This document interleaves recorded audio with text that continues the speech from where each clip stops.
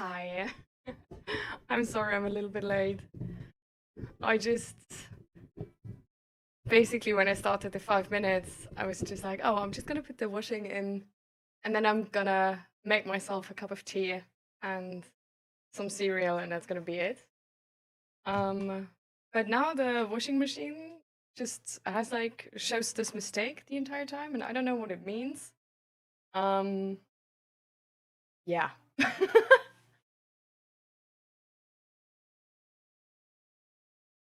So that's why it sort of took longer than anticipated.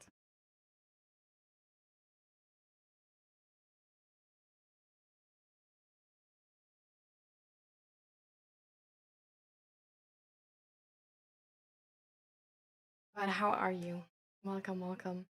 I have like lots of things here on my desk because I planned on crocheting. If we have nothing to talk about in the beginning, so that it's not so boring, sort of.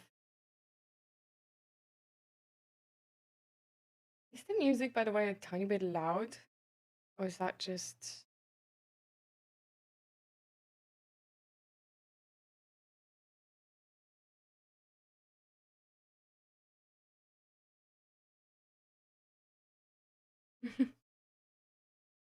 I need that positive energy in the health check. That's really good. I'm glad you're here. I'm honestly like, I've done this now like a couple times. And the hardest, like, I really love those streams because they always turn out to have like really nice deep talk, and I really feel like they have like purpose and they do something for somebody, you know. Um, but it's the most annoying part about it is that at the beginning of the streams, I'm always like alone, and then it's like you don't want to like start something else because, for example, if you game, you like take up space for which would be used for emotions. Like no one wants to like open up if you're like gaming in that moment. And that also entirely makes sense. Like they're not wrong for doing that, right?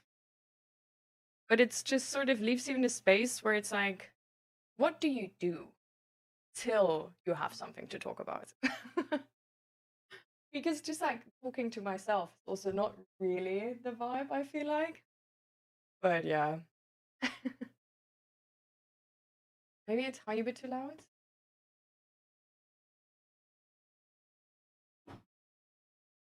Like it when mousing feels crunchy. That's a bad sign.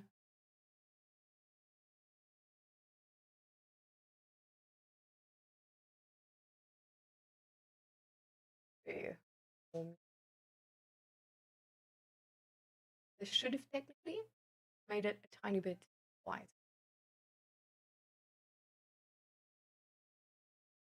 Oh, true, true. I would have to leave you for like 2 more minutes if that's okay. Because I got my cereal, but I still have my tea in the kitchen, and I wanted to make myself like a protein shake, and I have it like halfway prepared. I just need to mix it, and then I'm done. Like then I'm like finished, done, and we can sit here for hours. Okay, okay. So I'm back in like I don't know, like 2 minutes or something. I just need to mix the thing.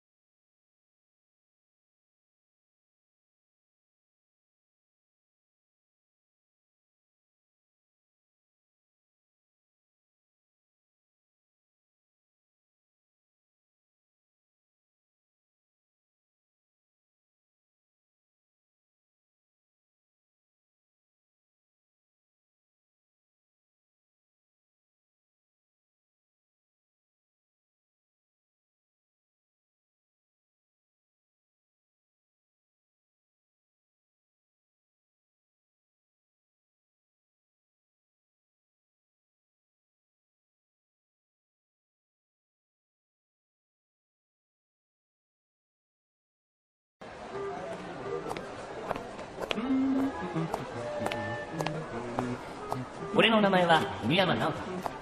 見かけはちょっと平凡かもしれないけど、俺でもアスタリスクっていう5人組グループでアイドルをやってるんだ。アスタリスクが結成されて約1年。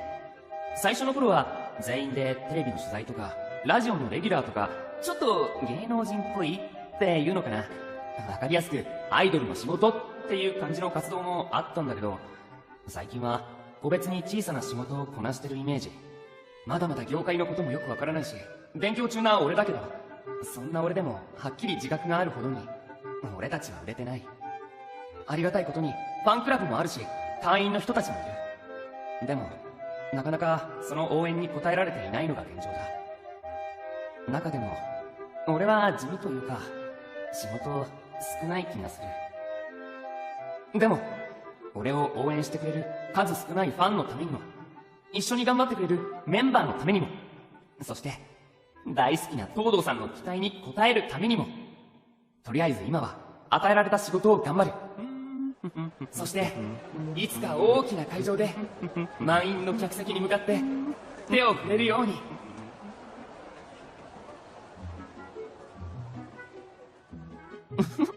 今日もお仕事頑張るぞ。よう、なおちゃん。今日うちの商店街で仕事なんだって。後で店寄ってきなよ。揚げたてのコロッケサービスするからさ。え、いいの？嬉しいな。休憩時間に遊びに行くね。あ、いつものゲンさんのあの話も聞きたいな。んいいのか時間なくなっちまうぞ。お？ってことは大物釣れた？その話はまた後でな。揚げたてのうまいコロッケと一緒に待ってるよ。それは楽しみ。それじゃ、また後でな。頑張れよ。あ、ありがとう。これは大きい魚釣れたんだろうな。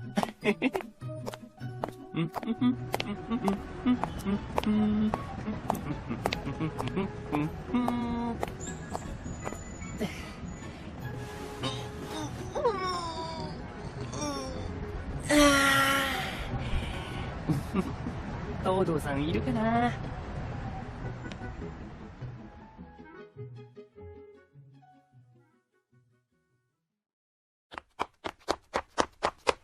おはようございます。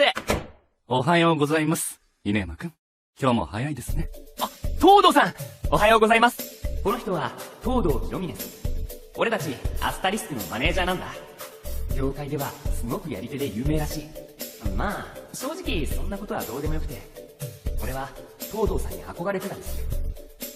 俺をこの世界にスカウトしてくれた人なんだけど、平凡で花もないような、とにかく普通の俺をスカウトして今でも丁寧に優しく育ててくれてる恩人なんだ。立ち姿もかっこいいし、なんていうか大人の男って感じで憧れる。いや、憧れてるんだけど、これを言うと憧れの存在になるべきなのはあなたでしょって怒られちゃうから口には出さないんだ。ここは一つ東堂さんをさらに伝説のマネージャーにするべく頑張る。売れる。俺トップアイドルになる。そんなところに立って爽やかに気持ち悪く笑ってないで、こちらに座ってはいかがですか。はい。つい妄想が広がっちゃった。あ、そうだ。これよかったら食べてください。チーズケーキですか。いいんですか、私がいただいても。はい、もちろん。前に東堂さんがチーズ好きって言ってたから作ってみました。いつもお世話になってるお礼です。ありがとうございます。ありがたくいただきます。お口に合うといいんですけど。犬山くん、時間はまだ大丈夫ですよね。せっかくだから一緒に食べませんか。ケーキのお礼に美味しい紅茶をご馳走しますよ。あ、はい。そんなに海外しく見つめながら立ってないで、座って待っててください。飼い主を待つ犬のようでとても可愛らしいですが、少々落ち着きません。すみません。よろしい。すぐに紅茶の準備をしますね。なんなんだよ。お前、何やってんの。仕事の前に東堂さんとお茶を。あっそ。お気楽なもんだな。こいつの名前は高梨壮。俺と同じアスタリスクのメンバーだ。高梨こそ何やってるんだよ。今日の仕事の打ち合わせに決まってるだろ。そっか。何の仕事？何の仕事？雑誌の撮影。マジで？そっか。やっぱ高梨はすげえな。かっこいいな。俺も雑誌の撮影とかソロでやってみたいな。でも、ちょっと不安かもしれない。つーか、うるさい。少しは落ち着けよ。お前の声、会議室の方まで響いてたぞ。ごめん。いいじゃないですか。犬山くんのキャラクター、ですよね。はい。そうかもしれませんね。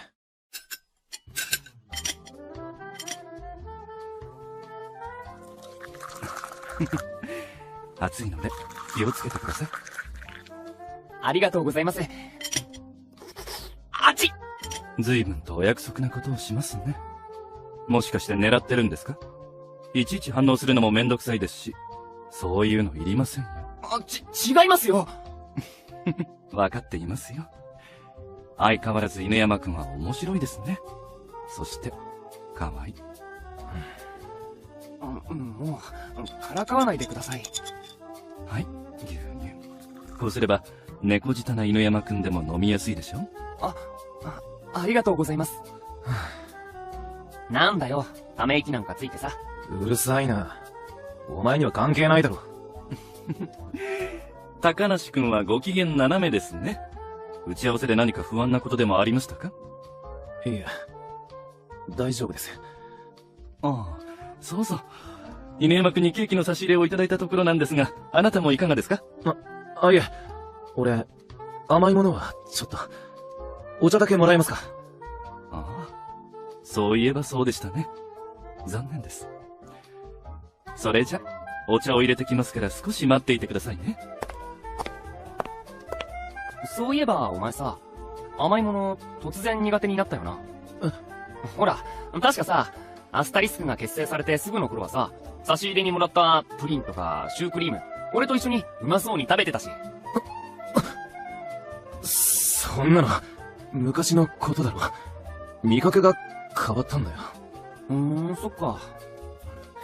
チーズケーキ、自信作なのにな。お前さ、俺にまでアイス振りまいてどうすんだよ。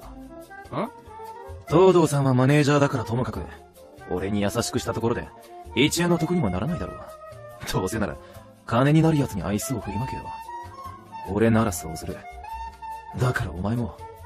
別に、愛想振りまくっていうか、俺、高梨のこと好きだし、仲良くしたいだけなんだけど。仲良しごっこしてる暇ねえんだよ。んだよ、それ。同じグループなんだし、仲いい方がいいだろ？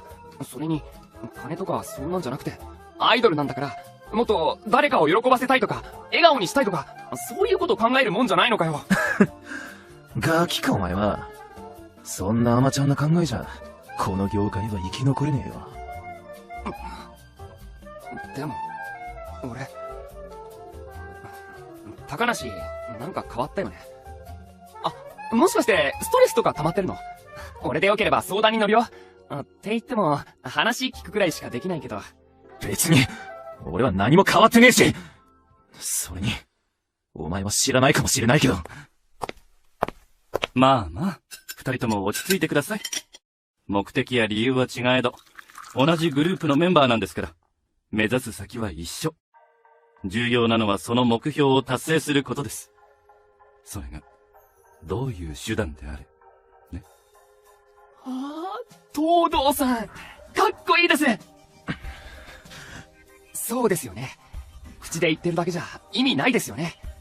俺、もっとたくさんの人に喜んでもらえるように、今まで以上に頑張ります。では私も、いただきます。どうですか？チーズの風味がしっかりとしていて、とっても美味しいですよ。本当ですか？よかった。東堂さん、舌が肥えてそうだから、実はちょっと不安だったんです。心配しなくても、ちゃんと美味しくできていますから、自信を持ってください。はい。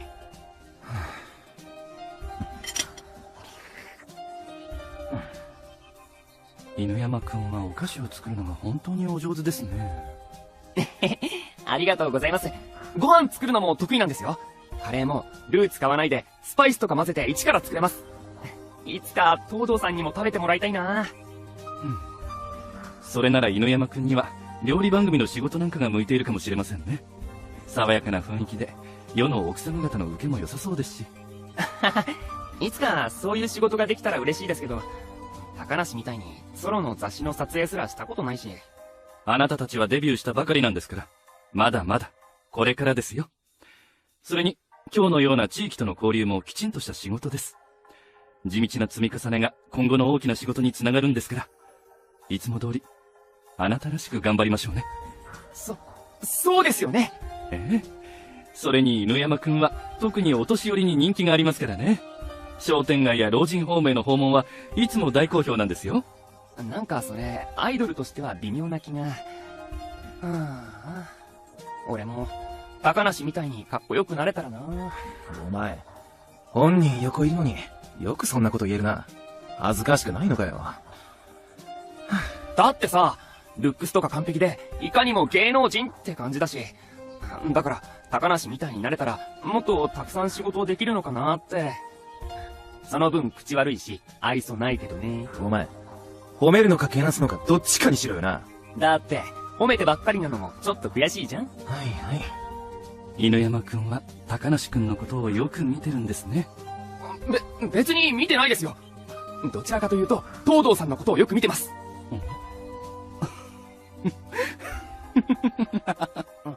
なんで笑うんですか？いえ、いい仲間を持って高梨くんは幸せだなと思いまして。そうですね。そこまで言うのでしたら、そろそろ始めましょうか。何をですか？営業ですよ。実は、犬山くんにぴったりの営業があるのですが、行ってみますか？営業？仕事ですか？もちろん、俺にできることなら何でもします。犬山くんには少し早いかと思っていたのですが、そうですね。いい頃合いかもしれませんね。すみません。俺が頼りないから。いえいえ、少し大変かもしれませんが、たくさんの人を喜ばせたいのなら、これ以上の営業先はないと思いますよ。待ってください、東堂さん。どうしたんですか、高梨くん。こいつに営業は無理です。なんだよ無理って。バカにすんな。俺だって一人でできる。営業がどんな仕事かも分かってないくせに、ろくな仕事をしたことのない奴が口出すな。いくらなんでも、それはひどくないか。うるさい。お前は黙ってろ。東堂さん、こいつには荷が重すぎます。だったら俺が。高梨くん、これはクライアントのご希望です。代わりが利かないことくらいあなたが一番よく分かっているでしょう。はい。それでは犬山くん、奥で詳しく話をしましょうか。はい。高梨くんはそこでいい子に待っていてくださいね。はい。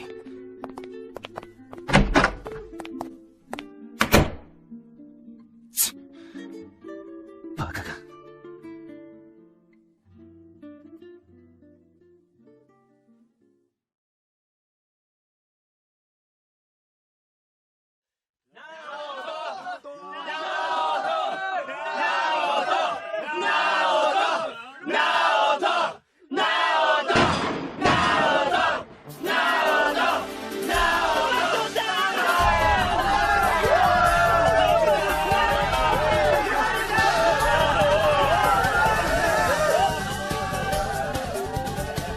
大変長らくお待たせいたしました。これよりアスタリスク犬山直人のファン感謝祭を行います。皆さんこんにちは。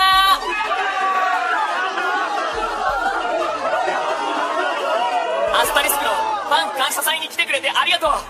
今日は俺一人だけど、みんなに喜んでもらえるように目いっぱい頑張るから、最後まで楽しんでいってね。ナオト、ワンコちゃんかわいい。よかった。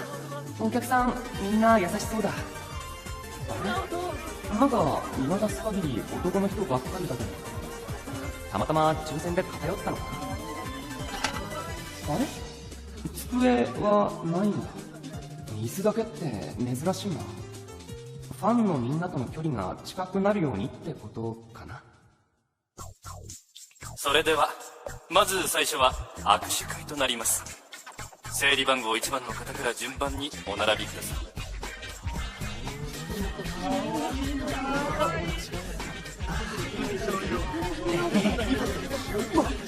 僕、ずっとナオトのファンで、本物のナオトに会えるの、楽しみにしてました。ありがとうございます。そんな風に言ってもらえるなんて嬉しいな。今日は、ナオトに触ってもらえるって言うから、抜かずにずっと食べてて。ダメだ。もう我慢できない。ナオト、早く、僕のものを握って。何やって。ほら、そんなに照れなくたっていいんだよ。やめろ、離せよ。東堂さん、東堂さん。ファンの皆さんを喜ばせたかったんでしょ？さあ、あなたの体で存分に喜ばせてあげてください。そんな、何言って。あなたが頑張ってくださると、私も嬉しいです。怖がらなくても大丈夫。俺たちが大好きなナオトに、痛いことなんかするわけないだろ。ねえ、早く、その可愛い手で握ってよ。ねえ、握手してくれるんでしょ？違う、そういう意味じゃなくて。僕、ナオトに触られてる。ね、もっと、ギュッてして。やだ。あいった。何するんだよ。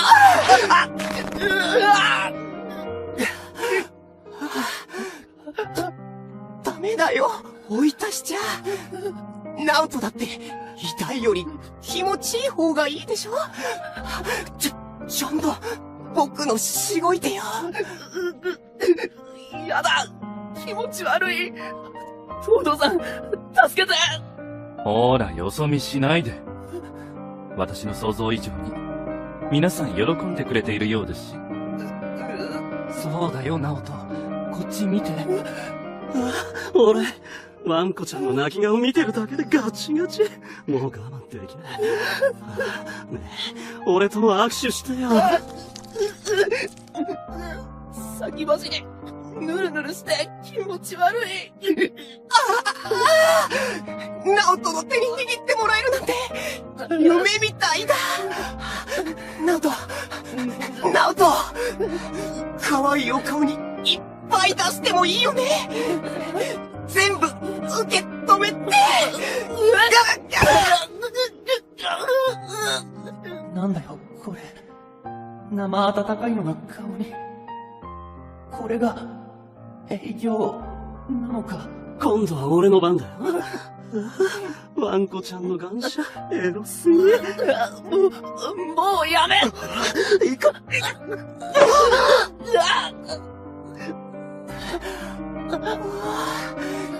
ナオトの顔、ドロッドロだ。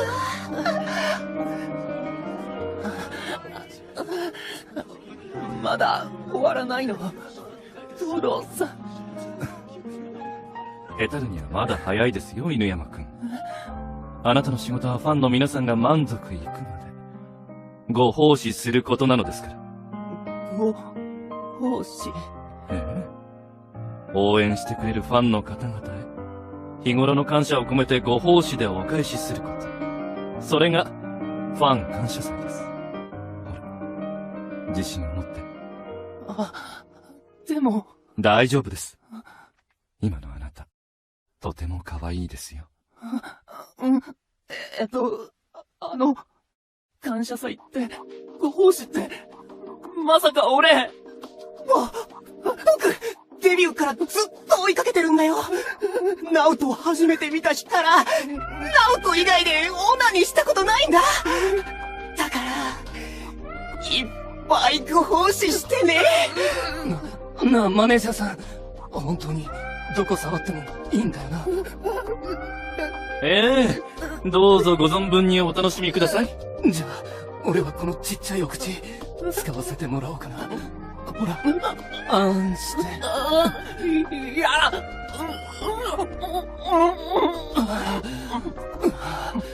ナオトの口の中、湿ってて気持ちいい。ナオトに加えられてるってだけですぐ出そう。もっと奥まで加えて。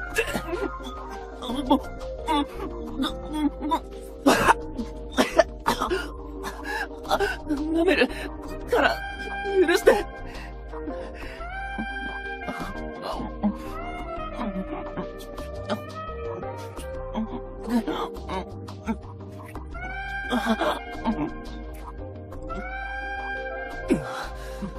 もっと強く吸って。口の中苦しいはずなのに、なんでだろう。俺褒められて嬉しい。頭撫でられるとぼーっとする。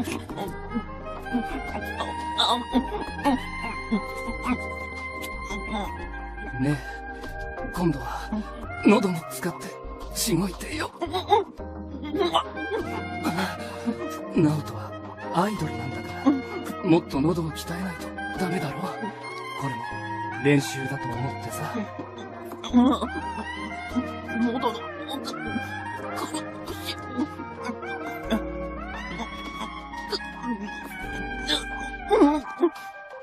ほら、空いてる手はこっちに。さっき出したザーメンが泡立つぐらい強くしこって。チンポ握った瞬間、喉の締まりが良くなった。ナオトの大好きなザーメン、いっぱい出してあげるから、一滴残らず、ごっくんしてね。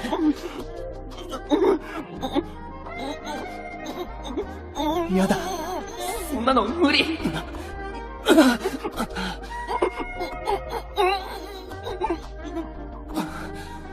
全部飲み込むまで、口離したらダメだよ。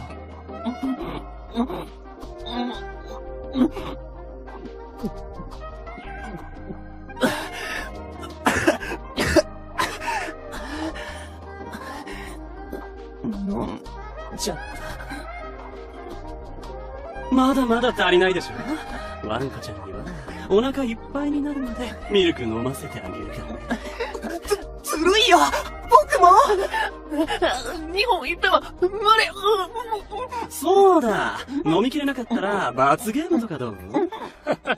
いいな、それ。やだ。これ以上されたらおかしくなる。ほら、そんなことされても気持ちいいだけだってさっき教わったでしょ。もっとちゃんと舐めて。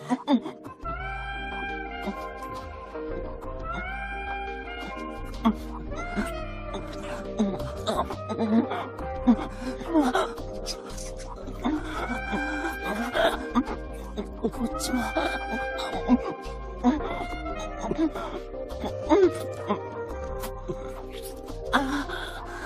裏筋がピクピクしてる。ナオト、ズボンにいやらしいシミができてるよ。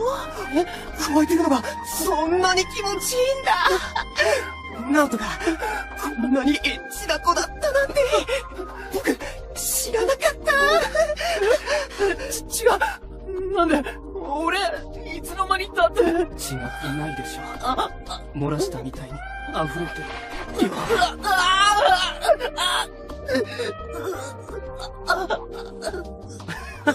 今ので軽く言っちゃったんじゃない？そっか、ワンコちゃんは痛くされるのも好きなんだね。ナオト、僕のナオト、かわいいよ。今度はナオトも気持ちよくしてあげるからね。いらな。ナ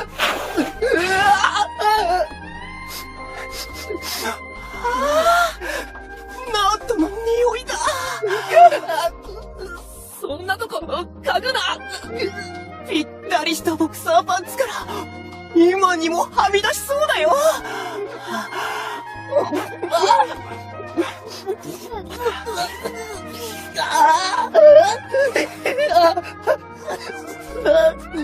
布越しに吸わないって。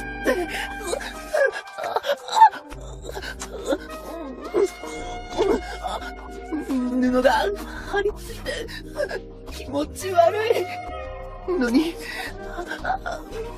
もどかしい。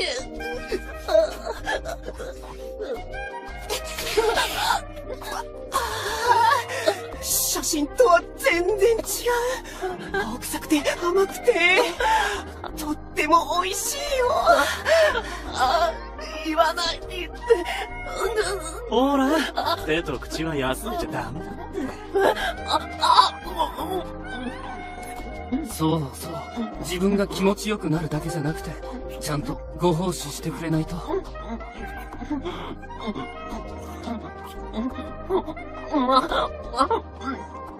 なんで俺、抵抗できないんだろう。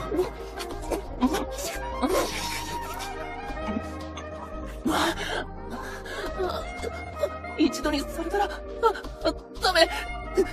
いいか、俺は、こぼさないでね。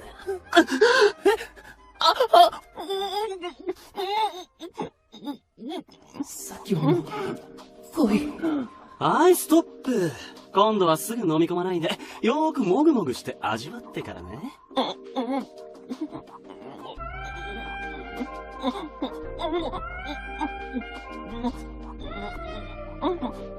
熱くて苦いのが口中に広がって、何にも考えられない。どう？俺のザーメン美味しかった？美味しいわけない。でも残念。ちょっとだけこぼしちゃったみたいだね。罰ゲームかな。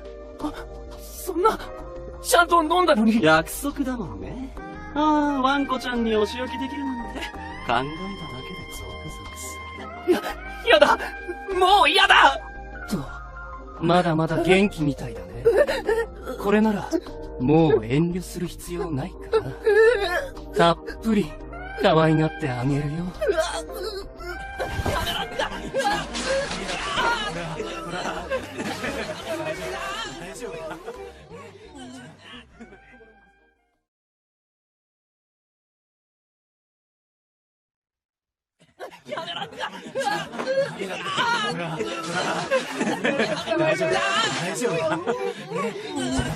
はい、これでもう逃げられなくなっちゃったね。真っ暗で何も見えない。やだ、怖いよ。もう、話して。もうやだ。泣いてる顔も可愛い。大丈夫。怖いのなんて忘れちゃうくらい、すぐに気持ちよくしてあげるからね。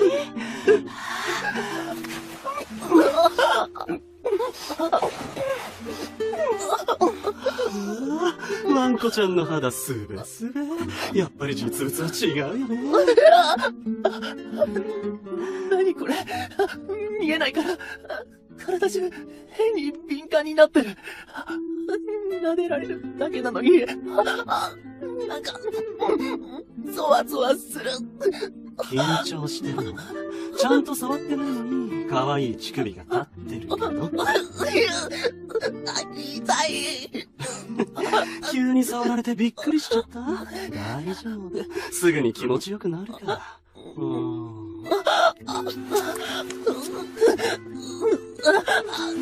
舐めたら、ダメ。ピリピリする。乳首なんかで感じてんだよ、俺。そんなとこ、気持ちいいはずないのに。いっぺんに、こね回されると、声、止まんな。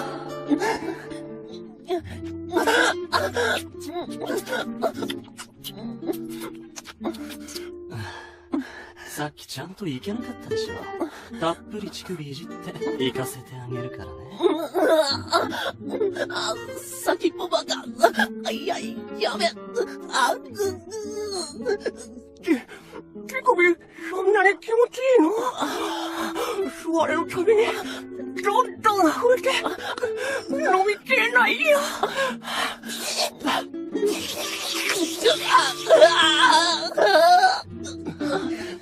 いい声。ほら、後ろで待ってるやつにもっと聞かせてあげなよ。そう。みんな待ちきれなくて、ワンコちゃんにぶっかけたってたまらなそうだよ。乳首、真っ赤。ずっと尖って美味しそう。やっべえ。俺なんか声だけで行きそうだ。もう、行かせて。我慢できな。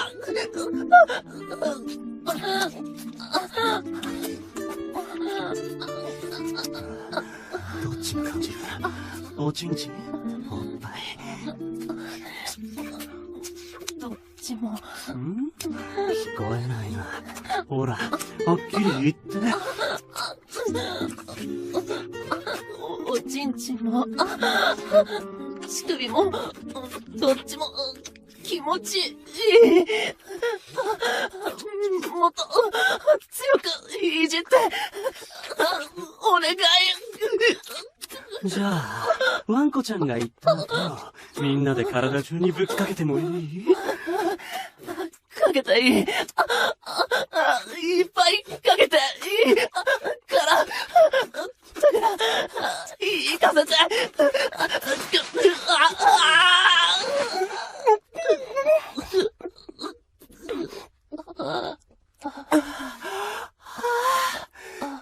ナオトのミルク、とっても美味しいよ。まだ、残ってるんでしょ？全部、飲ませて。吸ったら、感じすぎるから。さて、次は俺たちの番かな。はーい、ご会長。ほら、見える？さっきからナオトがいやらしい声ばっかり出すから、みんな我慢できなくて、自分でしごいてるだろ。ナオトにぶっかけたくて、たまらないんだ。やべ、見ないって。ダメだよ、ナオト。足を閉じたら、みんなに見えないだろ？恥ずかしがらないで、ナオトの体を、よーく見てもらおうね。だって、恥ずかしいよ。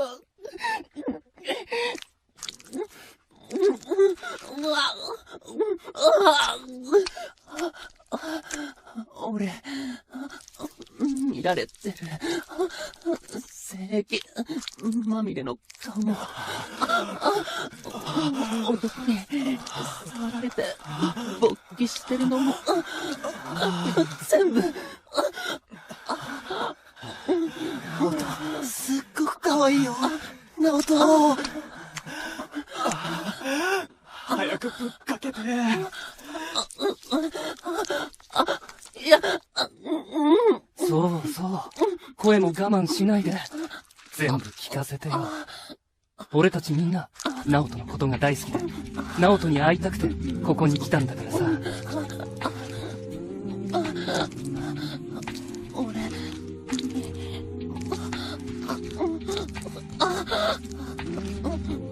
みんな、俺に会いに来たのは、高梨や他のメンバーじゃなくて、俺のことだけ。当たり前だろ。ねえ、君も嬉しい？もちろんだよ。ナオトのこんな姿が見られるなんて嬉しいに決まってる。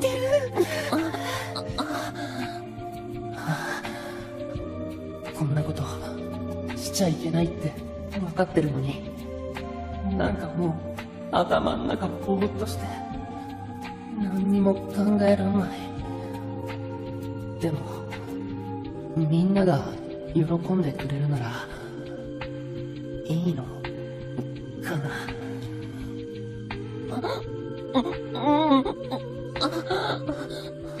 そっか。みんなが喜んでくれるなら、俺も嬉しい。ほんと、素直で可愛いな。そろそろ、みんなにかけてもらおうか。言うこと聞いたら、もっと、喜んでくれる。当然だよ。ありがとう。ねえ、かけて。みんな、俺にいっぱい、好きなとこ、かけ。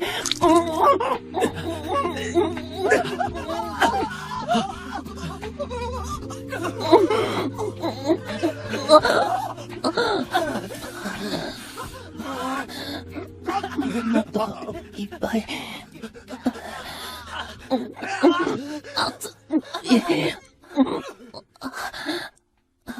気持ちよかった。すごく気持ちよかった。あったかくていい。精液の匂いで頭変なる。全身ドロドロ。お尻の方まで垂れてる。そこ、もっともっと、俺たちを気持ちよくしてもらうために、頑張ってもらうからね。俺、頑張る。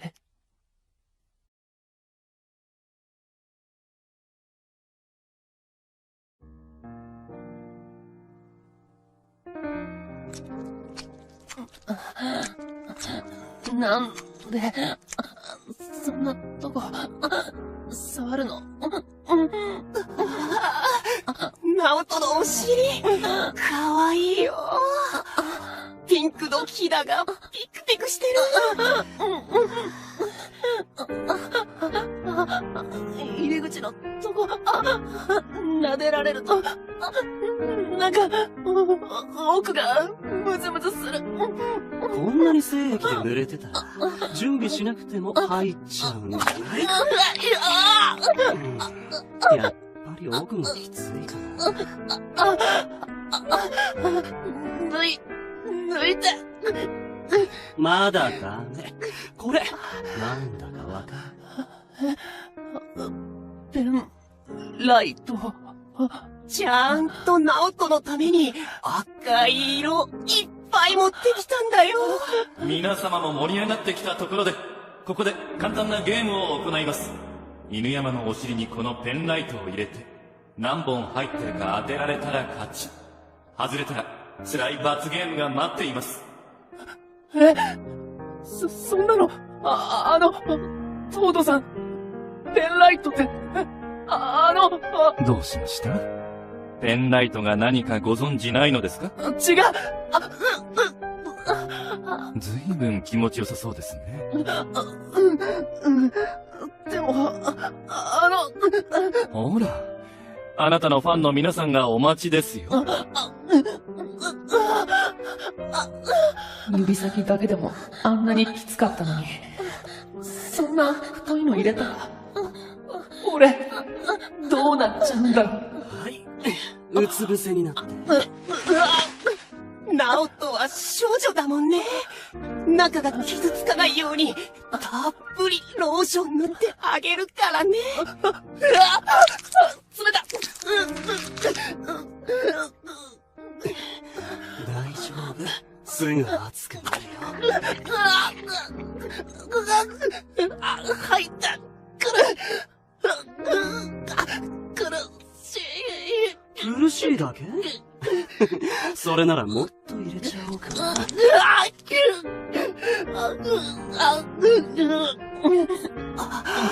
すごい。ナオトのお尻、どんどん飲み込んでいくよ。ナオトのお腹の中で光って、すっごく綺麗だよ。本当に天使みたいだ。ナオトは僕たちの赤い天使だ。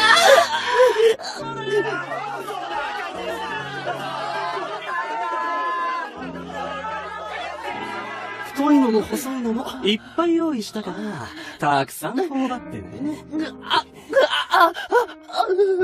動かしたら、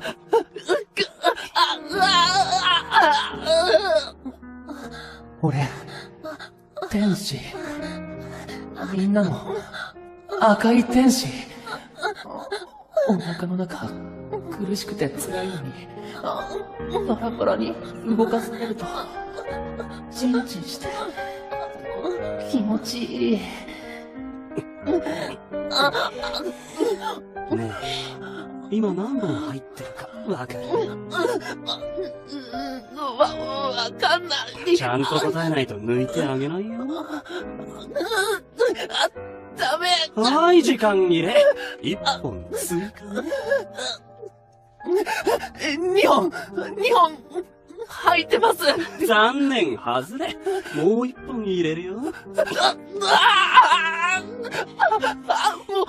無理。お願い。苦しい。そんなこと言って。前は全然慣れてないよ。ガッチガチに勃起させて、大勢に見られて、そんなに嬉しい？違う。嬉しくなんかないのに、声、出ちゃう。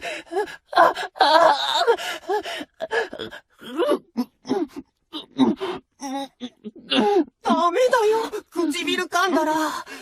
ナオトの可愛いお口に傷がついちゃうだろ。大事な商品なんだから。ナオトは見かけによらず意地っ張りだね。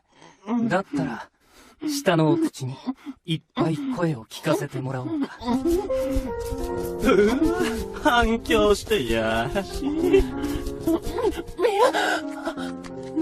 何この音。ねえ、聞こえてる？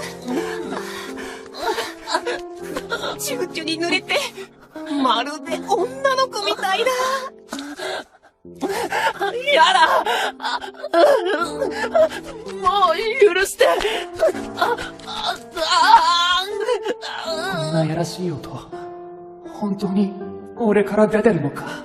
ほら、喜んで加え込んでるの、わかるだろう？これからワンコちゃんは、俺たちに任されて回されて、お尻から溢れるくらい精液注ぎ込まれて、本当の女の子になっちゃうんだよ。女の子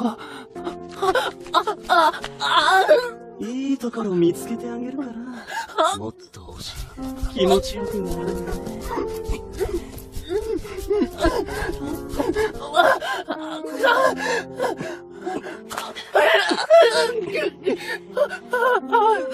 何これ。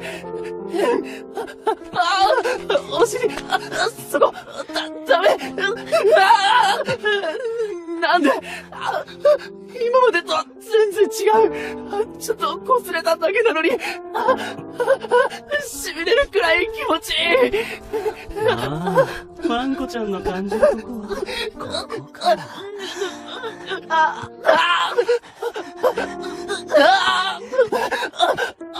そこばかりこすらないで。ここ刺激するためにちょっとずついってるのわかる？もういてもいい。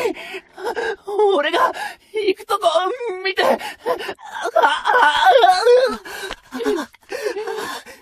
ナオト、もう我慢できないよ。入れていい？ね、入れていいよね。ナオトの少女は僕がもらっちゃうよ。僕の童貞はナオトのために取っといたんだから。入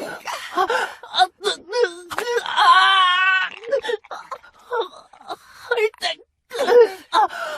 太いの。いっぱい。これがナオトの中。ぎゅうぎゅう締め付けてくる。僕、今、アイドルとセックスしてるんだ。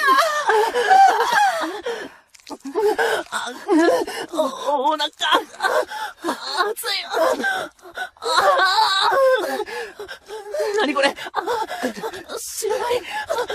こんな気持ちいいの。さっきよりも熱くて、硬くて、繋がってるところから溶けそう。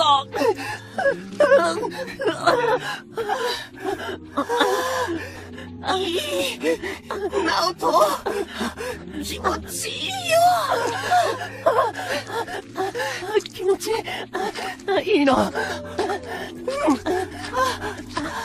暑くて、きつくて、最高だよ。ナオトは、いい、気持ちいいよ。ねえ、俺の体でもっと気持ちよくなってほしい。ナオト、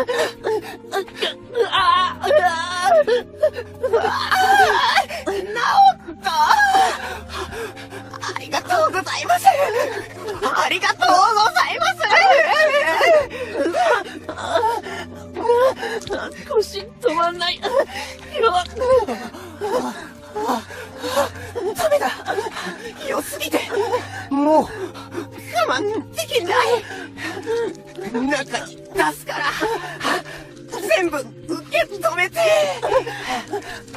俺も、行く。お願い。前も触って。入り口のとこグリグリって。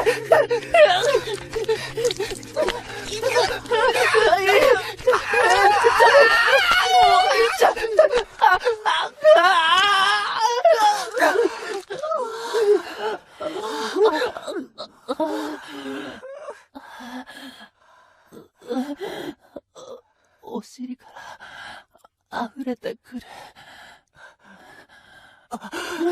やばい。僕、言ったばかりなのに。また。中出しはお一人様1回までとなっております。終わった方は犬山の太ももにサインをしてくださいね。わかってるよ、マネージャー。ナオトのファンだったら、ルール守んなきゃね。ナオト、最高だったよ。ありがとう。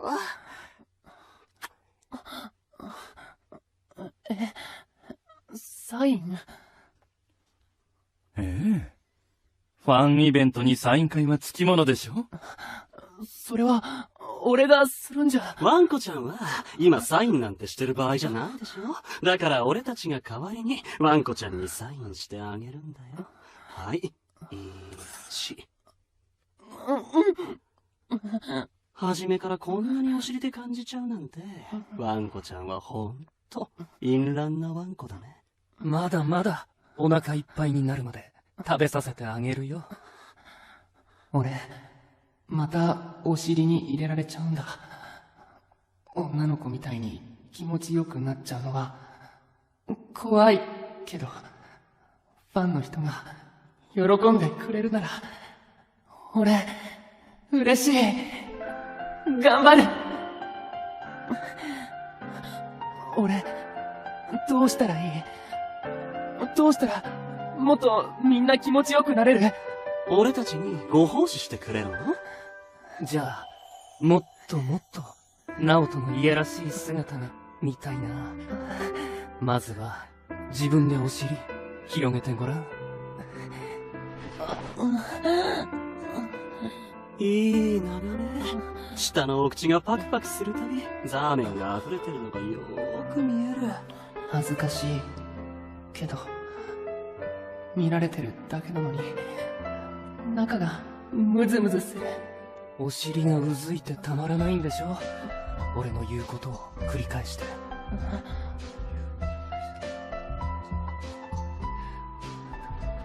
ミルクを飲ませてくださいっておねだりしてごらん。はい。ファンを誘惑する淫乱な俺のお尻におちんちん突っ込んでお腹いっぱいミルク飲ませてください。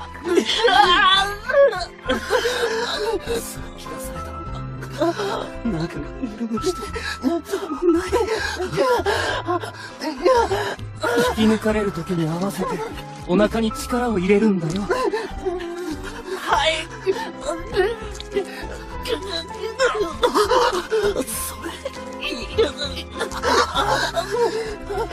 気持ちいいの。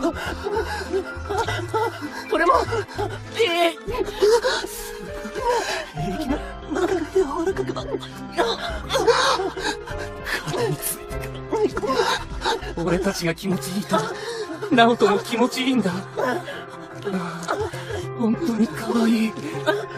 ご褒美に、こっちもいじってあげるからね。乳首、ダメ。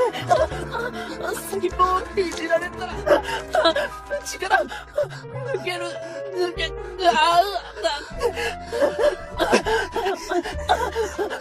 もう、液だ。好きにしたいから、ギュッて、ギュッて。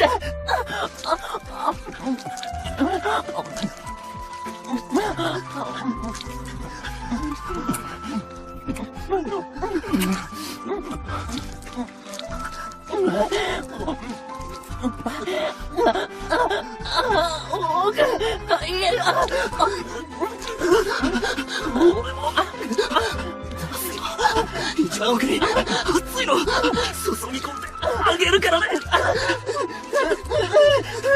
来る、なんか来る。もう待って離してはい行かせてはい行け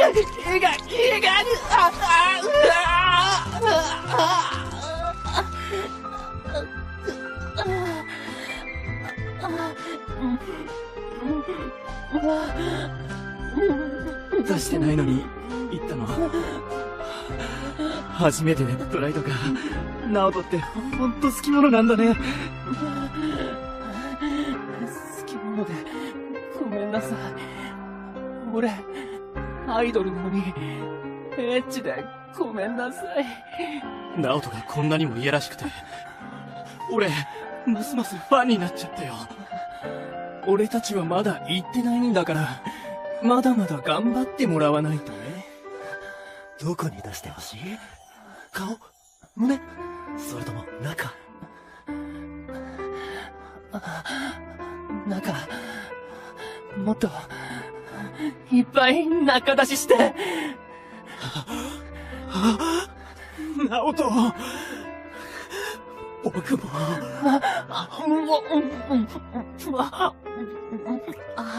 おいしい。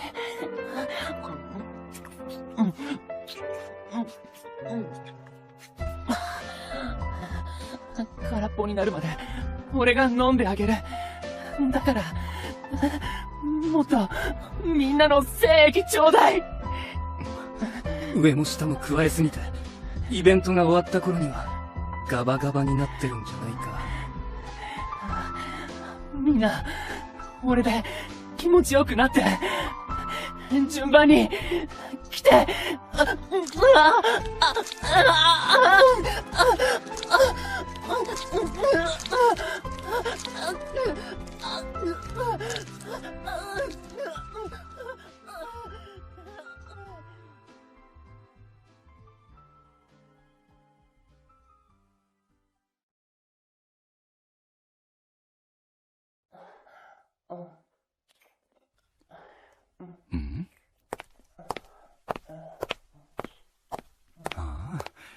こんなところにいたんですか、犬山くん。もうすぐリハーサルが始まりますよ。営業もそれくらいにして、ステージの方に来てください。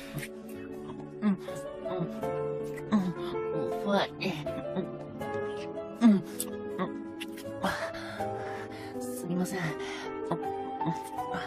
ァンだ。って言ってもらえたのが嬉しくて。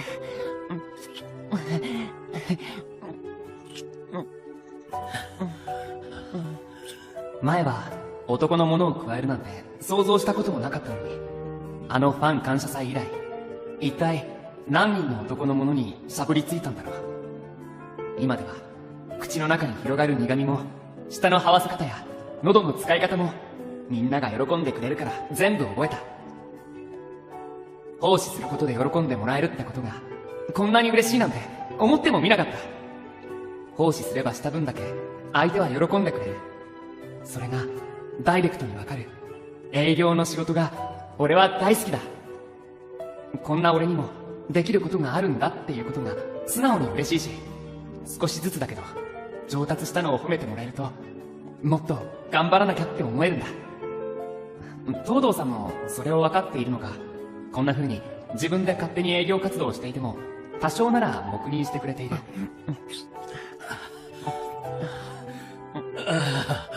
アイドルにフェラしてもらえるなんて夢みたいだ。今日スタッフに入って本当によかったな。俺も嬉しい。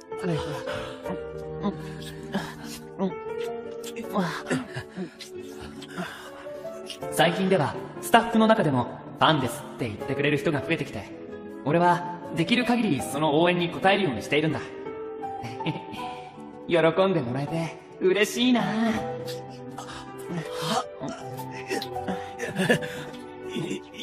犬山くん、もう出るから口離して。嫌だ。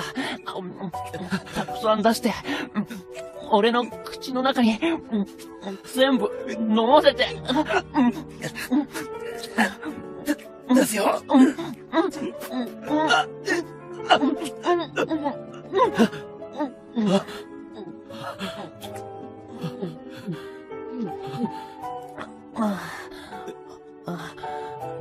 まだ残ってる。最後まで綺麗にしてあげますね。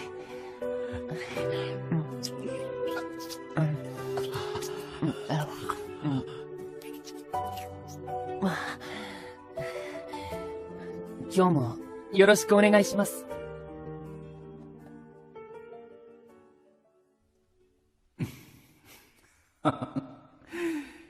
これでもう犬山くんも一人で営業活動ができそうですね。アイドルがのし上がっていくためには強者の力やファンの協力が必要不可欠です。見返りを得るために一番手っ取り早いのは要求に従い体を与え、それと引き換えにその権力や財力を手に入れること。そういった営業活動を重ねていくことでアスタリスクは大きくなっていくのです。その分犬山くんたちにはどんな屈辱的な行為でも受けてもらわなくてはなりませんが、きっとそれすらも喜びとして受け入れてくれることでしょう。私の選んだこの5人ならね。犬山くん、営業ご苦労様でした。さて次はあなたの番ですよ、高梨くん。見ていてあげますから存分に乱れてください。はい。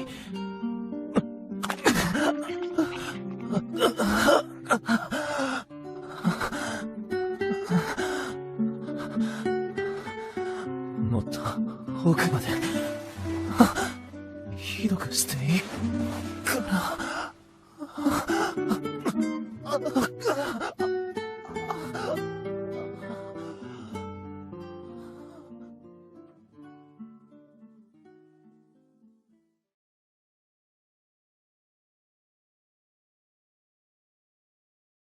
はないんだ。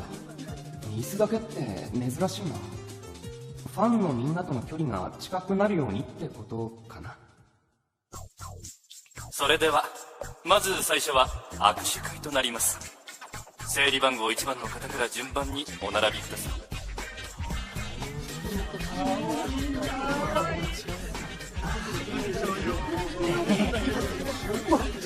僕、ずっとナオトのファンで、本物のナオトに会えるの、楽しみにしてました。ありがとうございます。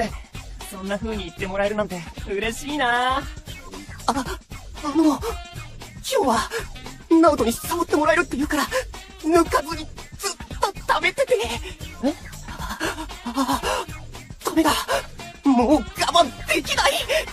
ナオト早く、僕のものを握って何やって、ほら、そんなに照れなくたっていいんだよ。やめろ離せよ東堂さん東堂さんファンの皆さんを喜ばせたかったんでしょ？さあ、あなたの体で存分に喜ばせてあげてください。そんな、何言って。あなたが頑張ってくださると、私も嬉しいです。怖がらなくても大丈夫。俺たちが大好きな直人に、痛いことなんかするわけないだろ。ねえ、早く、その可愛い手で握ってよ。ねえ、握手してくれるんでしょ？違うそういう意味じゃなくて。僕、直人に触られてる。ね、もっと、ギュッてして。やだあいった何するんだよ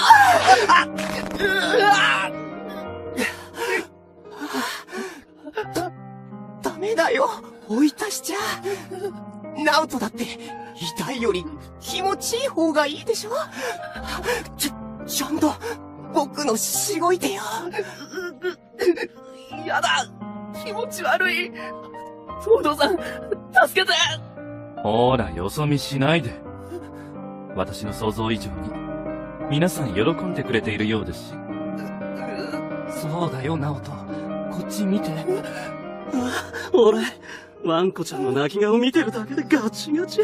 もう我慢できない。ねえ、俺とも握手してよ。先走り、ぬるぬるして気持ち悪い。直人の手に握ってもらえるなんて、夢みたいだ。直人、可愛いお顔にいっぱい出してもいいよね。全部受け止めて。なんだよ、これ。生温かいのが顔に。これが、営業、なのか。今度は俺の番だよ。ワンコちゃんの感謝、エロすぎ。もうやめ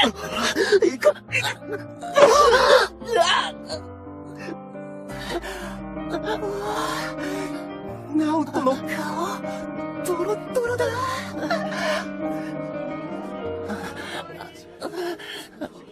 まだ終わらないの。東堂さん。ではいかがですか？はい。つい、妄想が広がっちゃった。そうだ。これ、よかったら食べてください。チーズケーキですか？いいんですか？私がいただいても。はい、もちろん。前に東堂さんがチーズ好きって言ってたから作ってみました。いつもお世話になってるお礼です。ありがとうございます。ありがたくいただきます。お口に合うといいんですけど。犬山くん、時間はまだ大丈夫ですよね？せっかくだから、一緒に食べませんか？ケーキのお礼に美味しい紅茶をご馳走しますよ。はい。そんなに海外しく見つめながら立ってないで、座って待っててください。飼い主を待つ犬のようでとても可愛らしいですが、少々落ち着きません。すみません。よろしい。すぐに紅茶の準備をしますね。なんなんだよ。お前、何やってんの？仕事の前に東堂さんとお茶を。あっそ。お気楽なもんだな。こいつの名前は高梨壮。俺と同じアスタリスクのメンバーだ。高梨こそ何やってるんだよ。今日の仕事の打ち合わせに決まってるだろ。そっか。何の仕事？雑誌の撮影。マジで？そっか。やっぱ高梨はすげえな。かっこいいな。俺も雑誌の撮影とかソロでやってみたいな。でも、ちょっと不安かもしれない。つーか、うるさい。少しは落ち着けよ。お前の声、会議室の方まで響いてたぞ。ごめん。いいじゃないですか。犬山くんのキャラクター。ですよね。はい。そうかもしれませんね。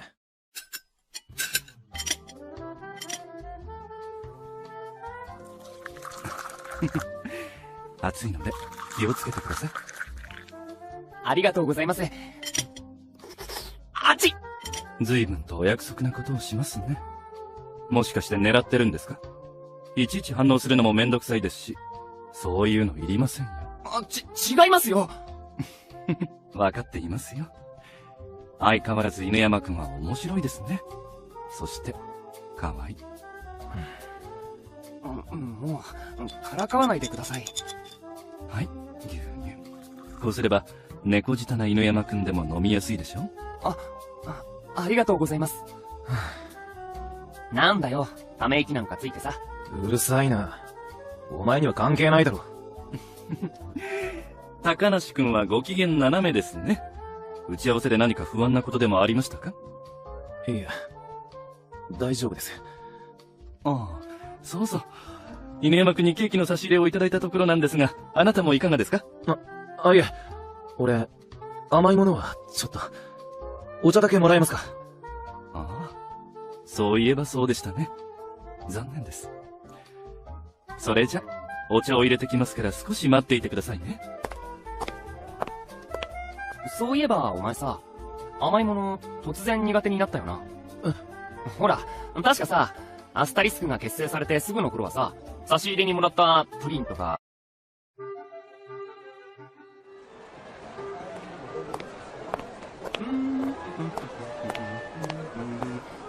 俺の名前は犬山直人。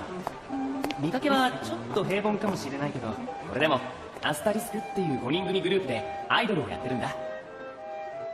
アスタリスクが結成されて約1年。最初の頃は全員でテレビの取材とかラジオのレギュラーとか、ちょっと芸能人っぽいっていうのかな。わかりやすくアイドルの仕事っていう感じの活動もあったんだけど、最近は個別に小さな仕事をこなしてるイメージ。まだまだ業界のこともよくわからないし、勉強中な俺だけど、そんな俺でもはっきり自覚があるほどに、俺たちは売れてない。ありがたいことにファンクラブもあるし、会員の人たちもいる。でも、なかなかその応援に応えられていないのが現状だ。中でも、俺は地味というか、仕事少ない気がする。でも、俺を応援してくれる数少ないファンのためにも、一緒に頑張ってくれるメンバーのためにも、そして、大好きな東堂さんの期待に応えるためにも、とりあえず今は与えられた仕事を頑張る。そして、いつか大きな会場で、満員の客席に向かって手を触れるように。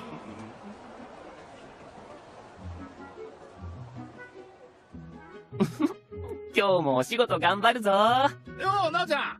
今日うちの商店街で仕事なんだって？後で店寄ってきなよ。揚げたてのコロッケサービスするからさ。え、いいの？嬉しいな。休憩時間に遊びに行くね。あ、いつものゲンさんのあの話も聞きたいな。いいのか？時間なくなっちまうぞ。お？ってことは、大物釣れた？その話はまた後でな。揚げたてのうまいコロッケと一緒に待ってるよ。それは楽しみ。それじゃ、また後でな。頑張れよ。ありがとう。これは、大きい魚釣れたんだろうな。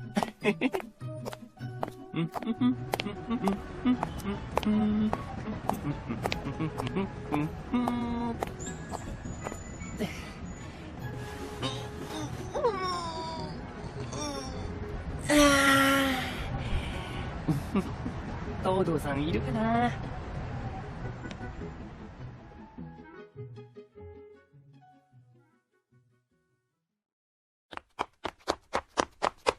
おはようございます。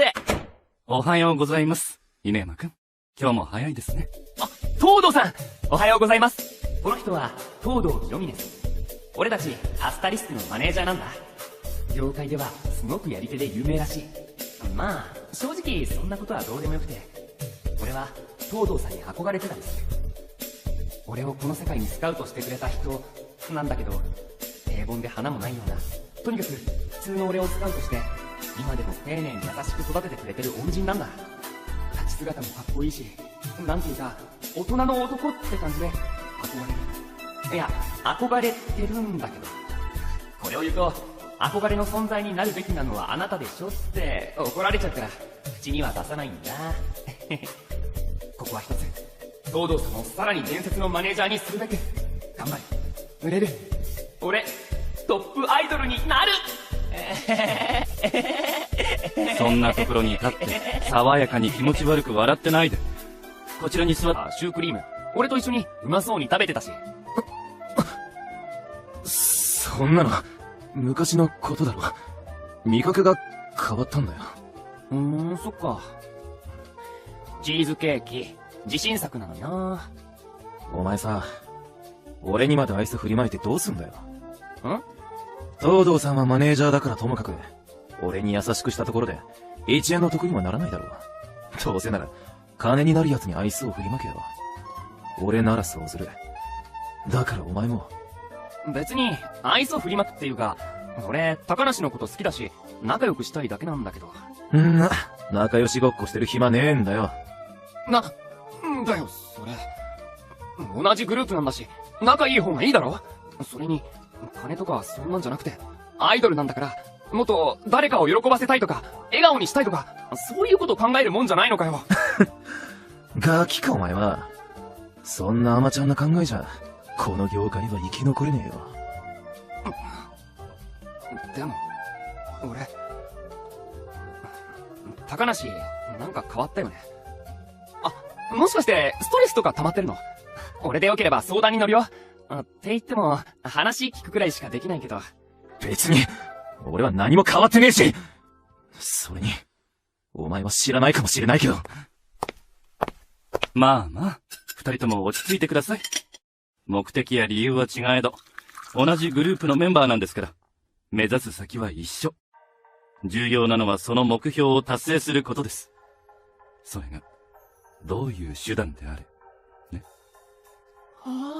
東堂さん、かっこいいです。そうですよね。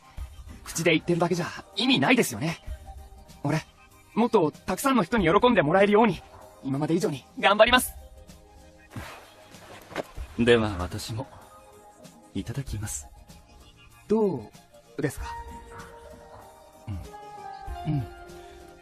チーズの風味がしっかりとしていて、とっても美味しいですよ。本当ですか？よかった。東堂さん、舌が肥えてそうだから、実はちょっと不安だったんです。心配しなくても、ちゃんと美味しくできていますから、自信を持ってください。はい。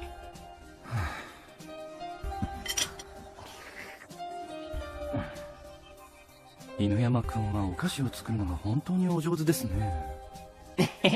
ありがとうございます。ご飯作るのも得意なんですよ。カレーもルー使わないでスパイスとか混ぜて一から作れます。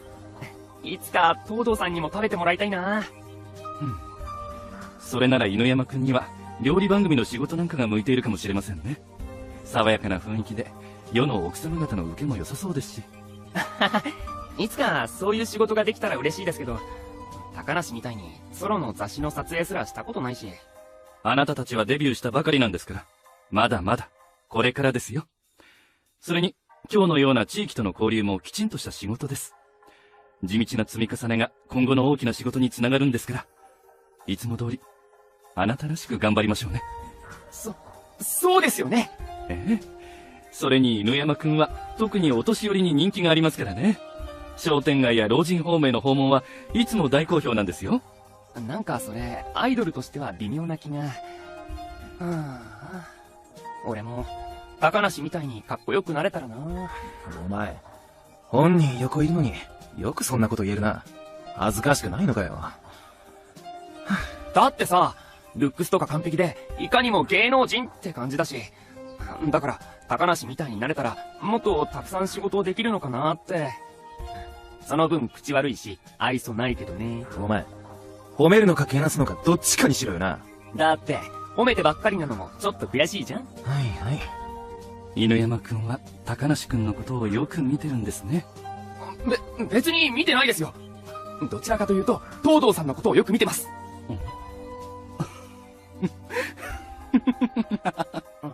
なんで笑うんですか？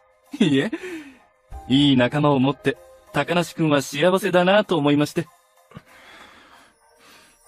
そうですね。そこまで言うのでしたら、そろそろ始めましょうか。何をですか？営業ですよ。実は、犬山くんにぴったりの営業があるのですが、行ってみますか？営業、仕事ですか？もちろん、俺にできることなら何でもします。犬山くんには少し早いかと思っていたのですが、そうですね。いい頃合いかもしれませんね。すみません。俺が頼りないから。いえいえ、少し大変かもしれませんが、たくさんの人を喜ばせたいのなら、これ以上の営業先はないと思いますよ。待ってください。東堂さん。どうしたんですか、高梨くん。こいつに営業は無理です。なんだよ無理って。バカにすんな。俺だって一人でできる。営業がどんな仕事かも分かってないくせに、ろくな仕事をしたことのない奴が口出すな。いくらなんでも、それはひどくないか。うるさい。お前は黙ってろ。東堂さん、こいつには荷が重すぎます。だったら俺が。高梨くん。これは、クライアントのご希望です。代わりが利かないことくらい、あなたが一番よくわかっているでしょう。はい。それでは、犬山くん。奥で詳しく話をしましょうか。はい。高梨くんは、そこでいい子に、待っていてくださいね。はい。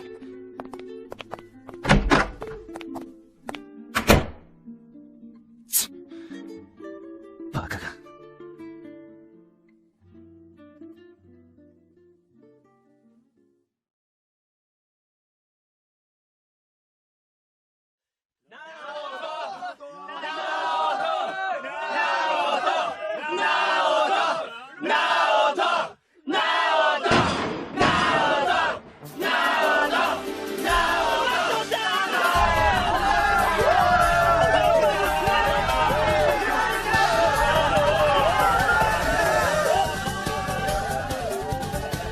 大変長らくお待たせいたしました。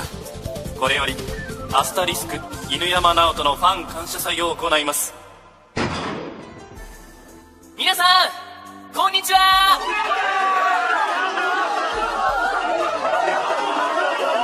アスタリスクのファン感謝祭に来てくれてありがとう。今日は俺一人だけど、みんなに喜んでもらえるように目いっぱい頑張るから、最後まで楽しんでいってね。ナオト、ワンコちゃんかわいい。よかった。お客さん、みんな優しそうだ。なんか、見渡す限り男の人ばっかりだけど、たまたま抽選で偏ったのかな。あれ？机。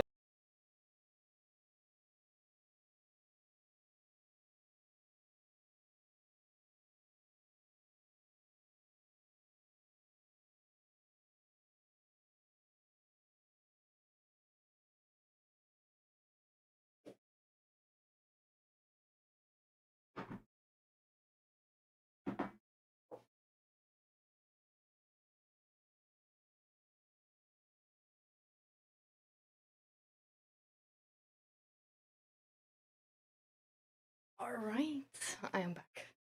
I am back and I have everything. I have my protein shake, I have tea for many cups. Well, probably like 3. 2 glasses of water. I'm like ready.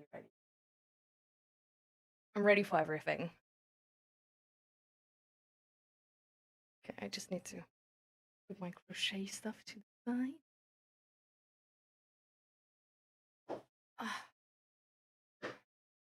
I'm working on a jellyfish right now. Like,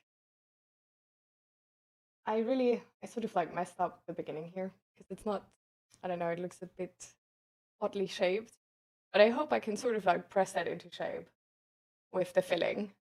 But this is sort of the top part, and now I'm making like so that it's, I don't know, so that I can fill it. And then there's gonna be like ruffles here, and then the jellyfish hanging stuff. I don't know. Yeah, but as of now, it's more like a, I don't know, like a tiny hat or something.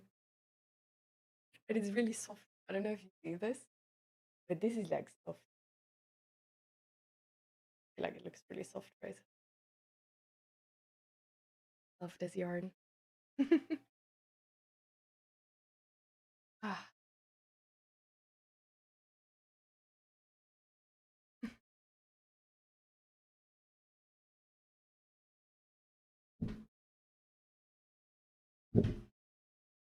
Good.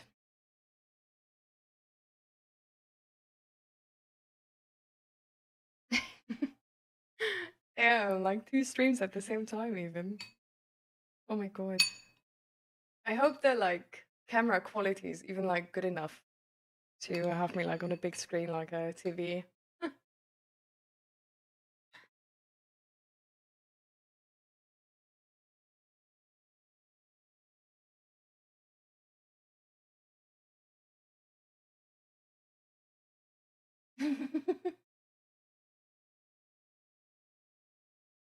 I see, I see.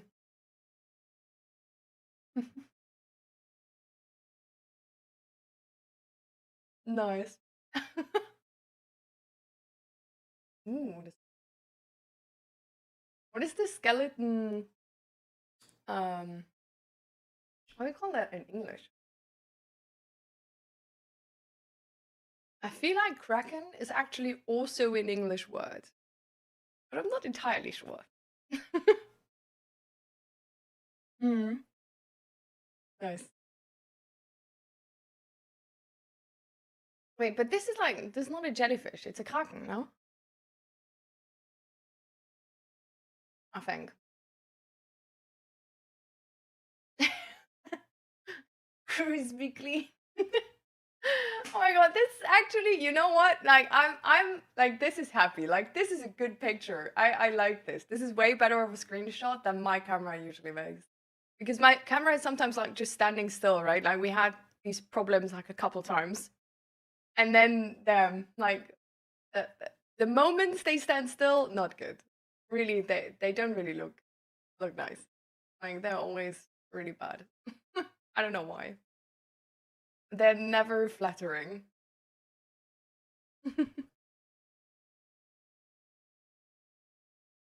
3D printed a little one. So you have a 3D printer, nice.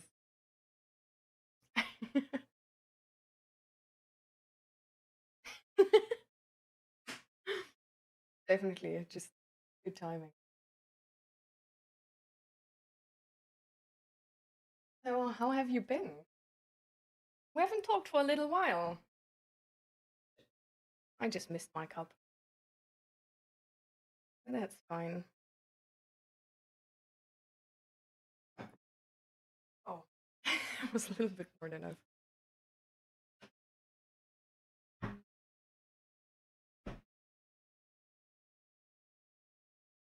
If I would have known that, no, how? My mouse pad. To be fair, my mouse pad is already dirty, so doesn't. Apparently not enough to leak out the bottom. That's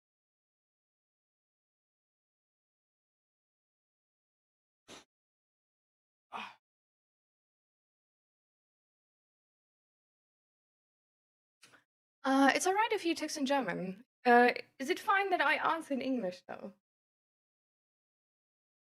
Because I feel like I want the thing to still be like accessible to the English viewers. Like I would sort of like roughly translate your text and then answer to it.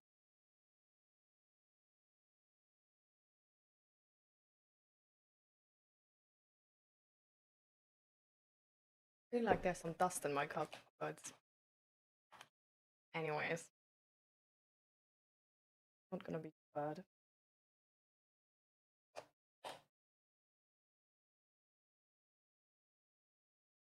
I think you haven't seen the bee I made already, right? Like this is the bee I made. It's a bumblebee. It's so cute, right? It was the first crochet project. But I'm already planning to with the things you see here. These are already like pre-cut shelves. I really want to have like a shelf in this space here. Oh, it's really hard to show this. In this space here, where there's like two or just one, like one or two extra planks going up, and then like one at the top to be able to just like stash my yarn in there and just sort of like stack it. Oh, haven't come around. Still need some. Ooh, okay, you're diving right into it.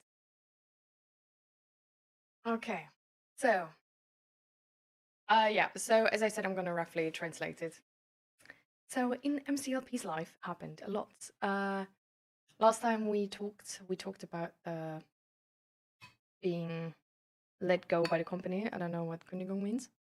And then he started a new job basically as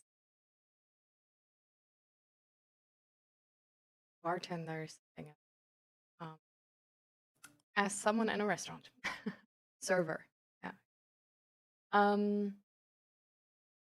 But he was actually let go again from one day to the next day. Just because he was sick for 2 days. Because he, oh my god.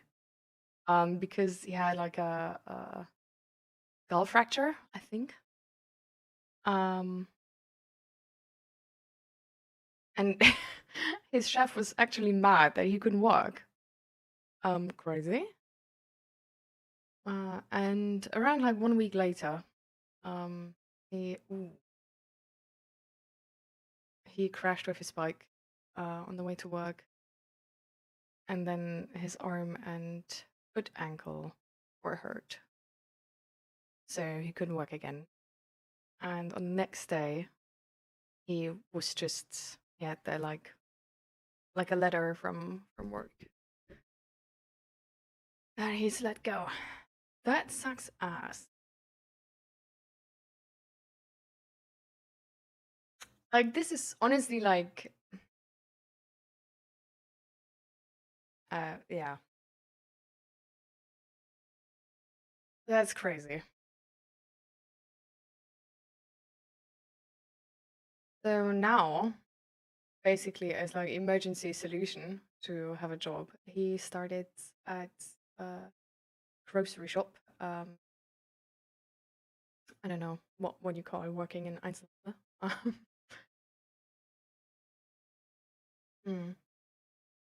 Okay. So you're trying to work there, but you don't know yet how if they're gonna take you.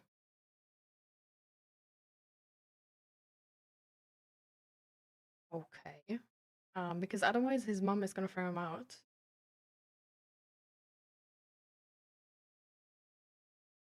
Yeah. Damn.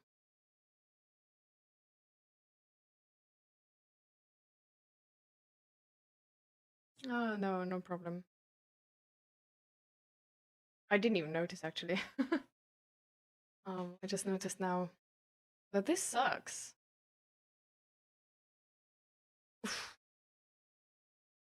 Hmm.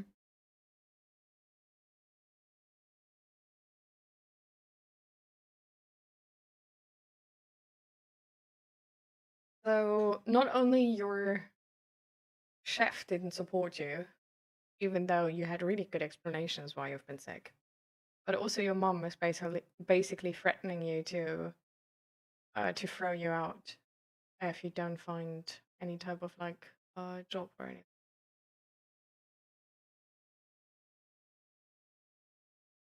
I feel like that's genuinely really insane. Like, how old are you again?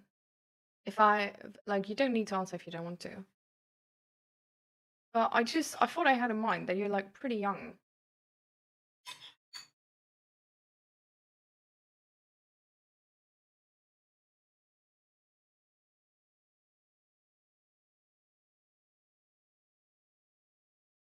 Literally 18, bro. The heck?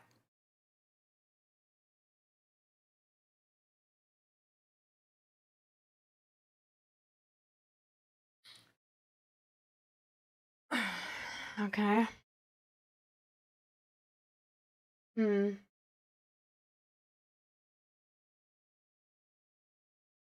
Hmm.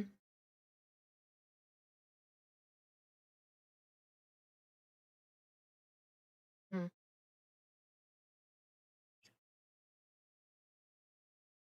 I understand how this can lead to feelings of like worthlessness or like not just not feeling good about yourself.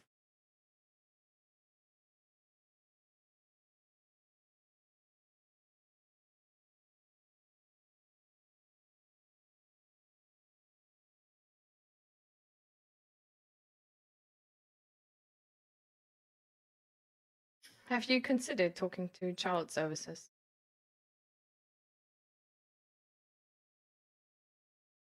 Because you know, like the fear of not having a place to stay, and being thrown out is not something you should live through with 18.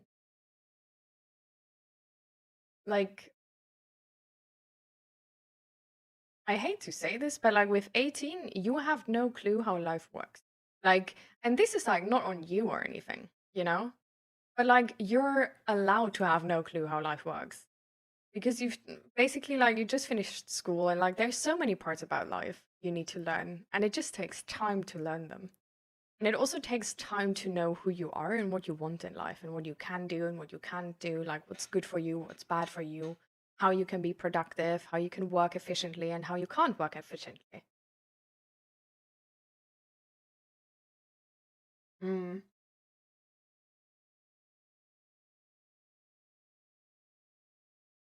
Mm.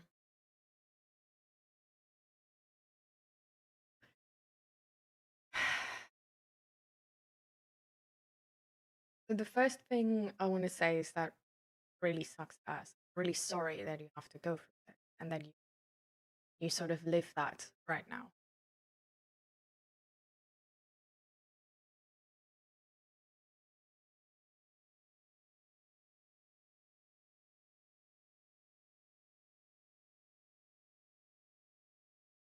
Mm.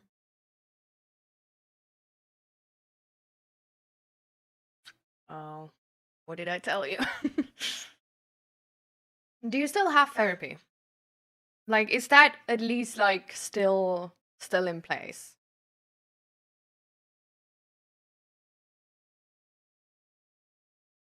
Because I guess it's like financed by healthcare, right?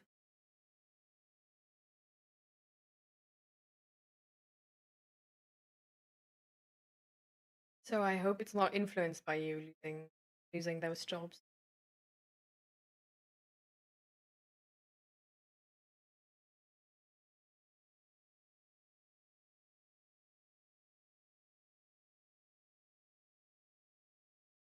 Hmm.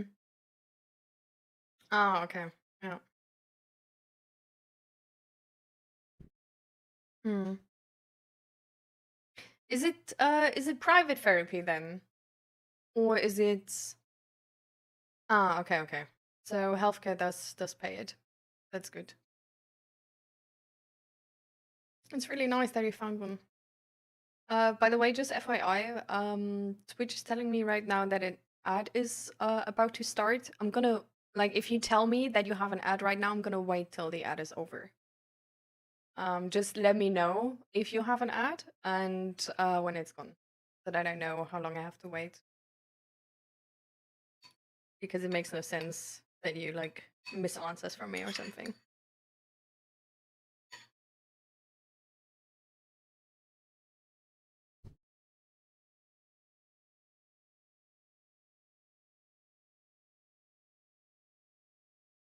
Good.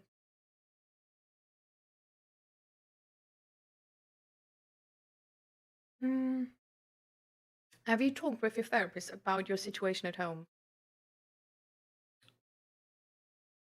Because they can help you as well, from all I know.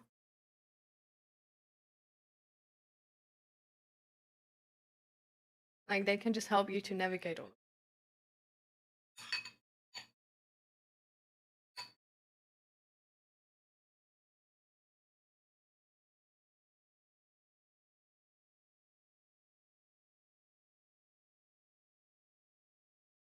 Let's start it now. All right. I'm gonna wait.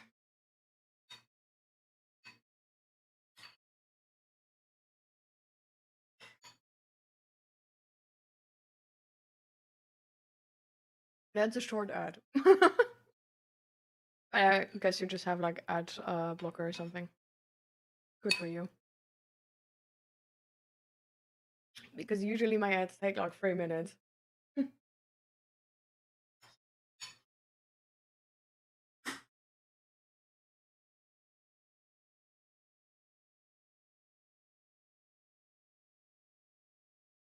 So, did you talk to a therapist about your situation at home?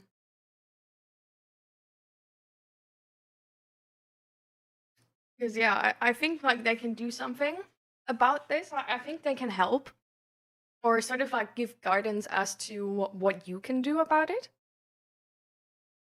and might be like really good, might be really good help. But I don't know how the system in Germany works about like around that specifically. I just know that, yeah, from all I've sort of like got in the Netherlands, um, like my therapist here helps around a lot of stuff. Just like sort of like, it's not necessarily that they go there for you or something.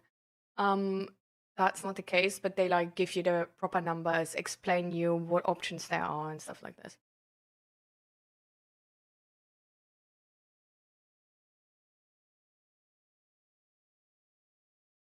Hmm.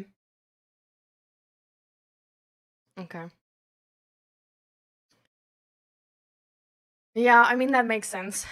To best help you, that's usually the starting point of how therapy works. Um,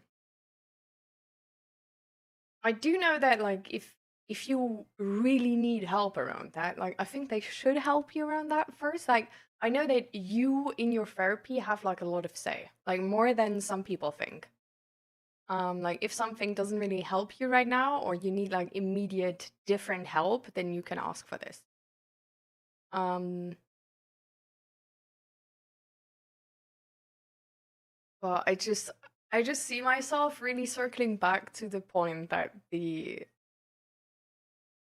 feel like the immediate thing is to just somehow move out and talk to child services what options there are, because they can give you like housing, you know? And I don't know. Because this is a lot, you know?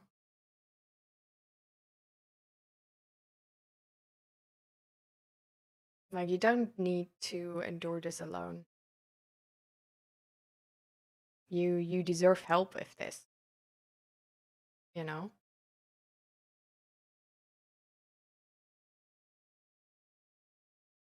Like there are people in institutions who would want to help you with this because it can be easier.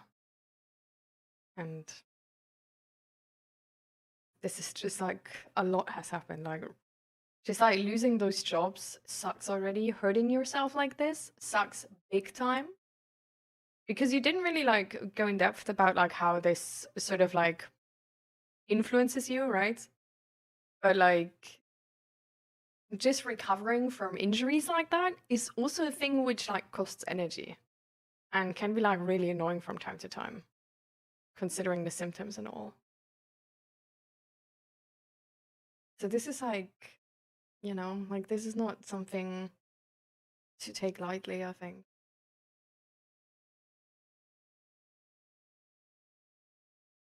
Like hearing this is devastating.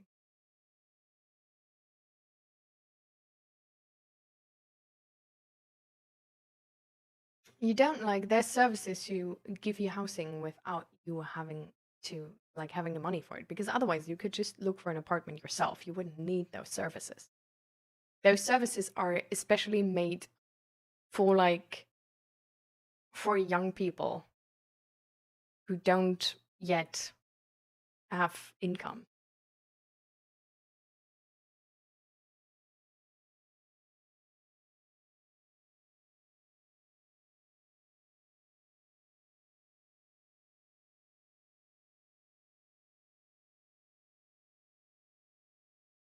I mean, it's definitely like it's a decision you need to make, you know? Um,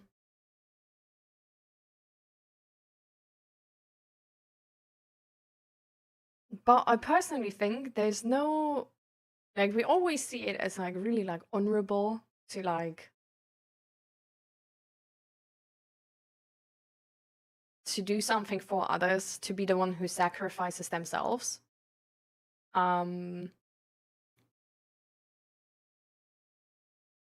But I think your mom and brother are gonna be fine.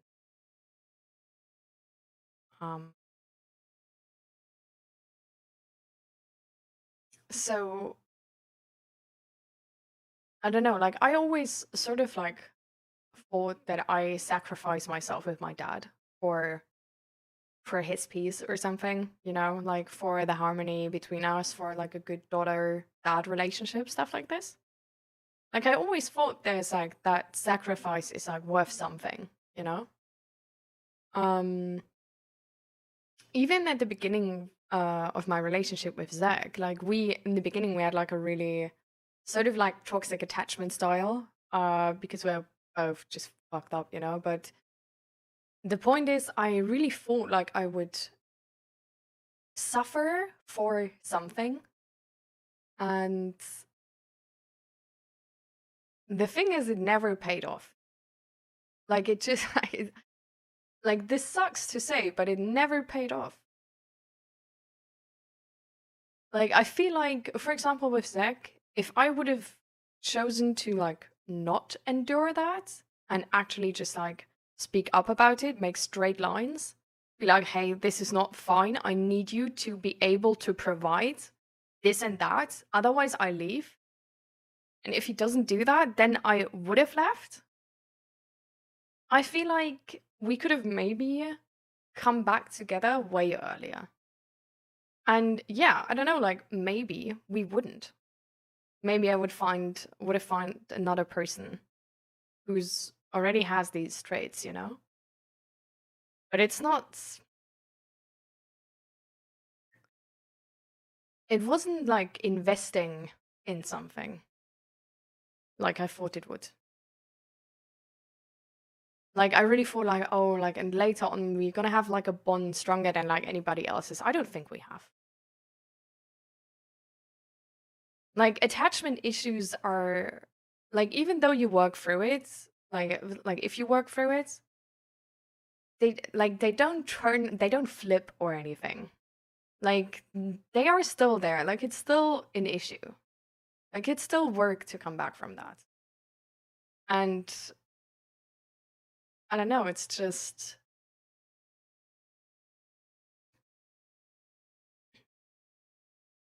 the entire time I really, really hoped that my suffering would invest into something and that at some point it would pay off. But it didn't. It was worse. It was a bad decision.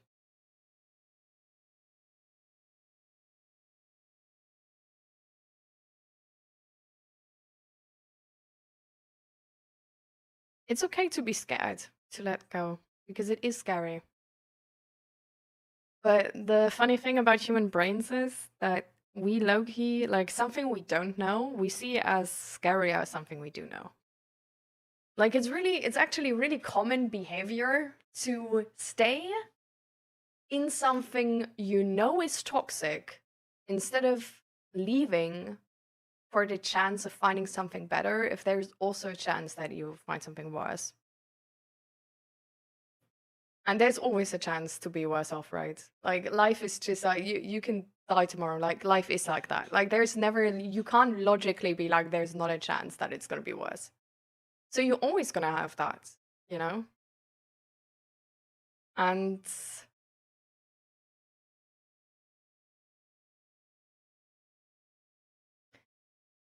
I'm wondering what sort of changed for me. Honestly, I feel like low-key my self-love changed.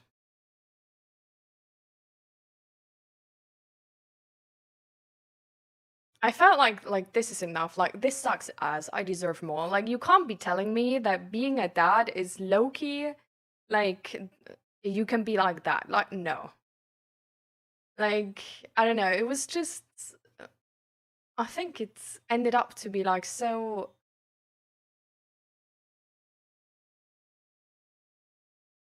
I think it just pushed me at some point to a point where I was like, no, that's it. I'm done with this. And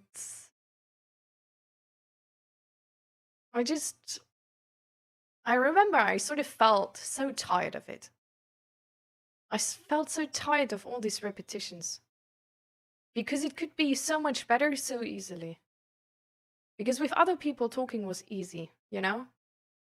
Like, there's people who care about you, and then talking is easy. Like, if you make a mistake, they don't assume the worst of you, but they assume the best of you. Like, they assume it was a mistake. They don't make like a stupid joke about you. But that, you know, like it's just fine. Like, there's people where you drop a plate, you drop a glass, and it's fine. Nobody is screaming. Nobody is like looking at you with eyes of like you're the stupidest person on this whole planet, and I hope you cease to exist right now. There's people where this won't lead to comments for like your entire life after this point. I don't know.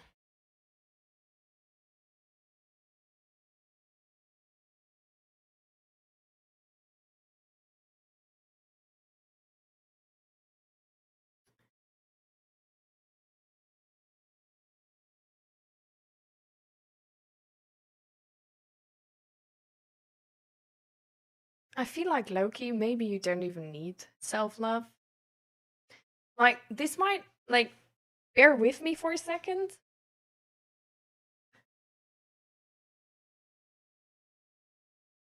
Like, I come from a different perspective on this, right? Because I might be autistic.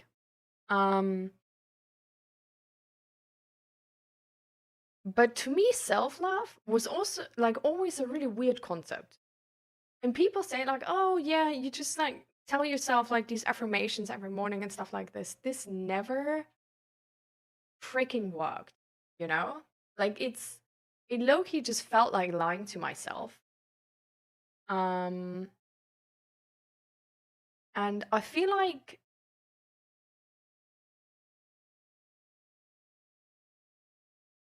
for me, the feeling of justice was actually sort of like easier to grasp as a concept. And I knew what was wrong and what was right. And how my dad treated me was wrong. And before, I always thought like, well, but he has good like reasons, right? Like, he had a bad childhood, he had bad this, bad that, whatever. Like, he has a like hard job, he works like so much, blah blah blah, yada yada. Like, he has nothing else to depend on. Like, I'm his only friend basically, and the only person he talks to, whatever, blah blah blah. And I always thought like, well, but if he doesn't like intentionally hurt me, and if he has like all these excuses where like he just like, you know, he just can't. He just like does it without really like thinking about it. Like, he's not really aware of what he does in that moment. And that was sort of the reason why I stayed, because I felt like, well, like, he's not a bad person, he's just a really troubled person. But there is a point where I think you either have to choose to go down with the ship or jump off. Because people like my dad, he's an adult. Like, he's been on this earth for like many years, right? And he developed these like really toxic coping mechanisms and behavior styles. And they influence his entire life. They make his entire life shitty. Like, he doesn't have friends he can like really confide in. He's suffering under like masculinity standards he can't fulfill. He doesn't have actual boundaries with his parents. That's why he's basically being mobbed by his parents his entire life. And the thing is, he never took accountability for any of this. It was always the world. Like, oh yeah, well, like my parents and the school and other people were mobbing me, whatever, blah blah blah. But because he wasn't taking any accountability for it, there is no option really to change, right? Because if you don't take on the responsibility for change, nobody else will change your life for the better. Like, you might come across like some people who try, but if you purposefully like decide, because you decide to not act, which is basically deciding for your bad habits. So you're deciding to stay a shitty person. Or like that's what he did. And there's like, I can't change him.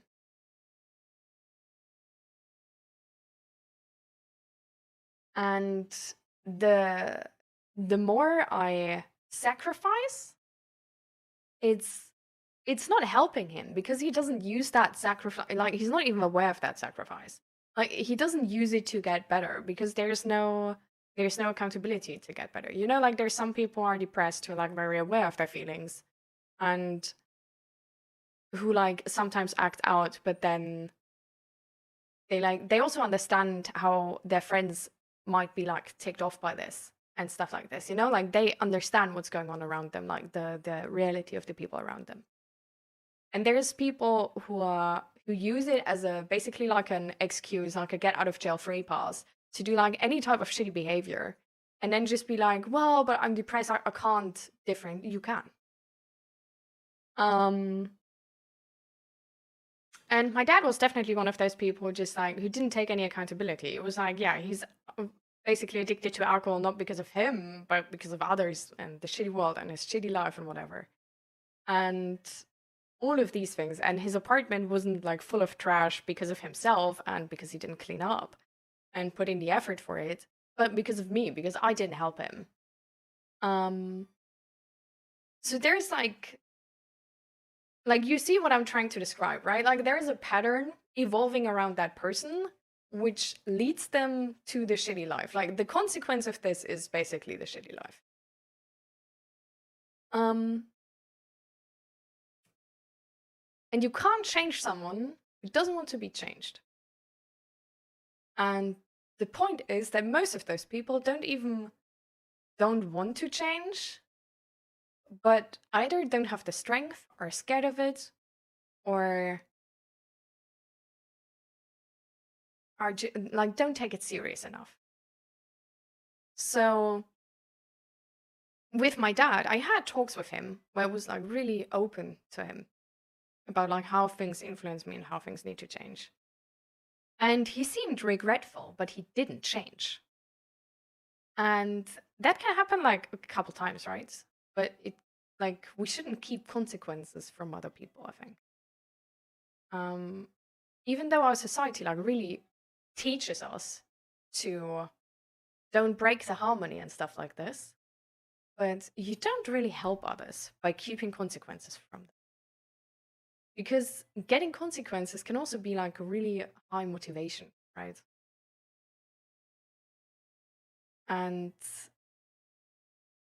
apart from that being a really high motivation, it's also their life and their choice. Like if they want to lead a shitty life, they can. And the only thing we can do in society, I think, is like really try to help those people, you know, like have all the systems in place that no matter how hard change would be, they can do it. But we can't help people who do not want to change, but want the world to change. And I feel like we need to recognize this. Like we need to believe the people around us. Like if I like essentially I started to believe my dad, and that's why I left. I believed him that in his view, he was only human. and all the others were at fault.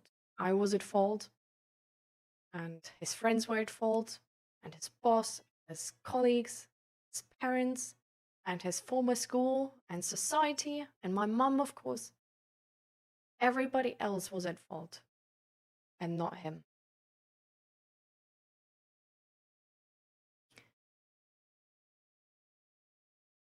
And that's why I left.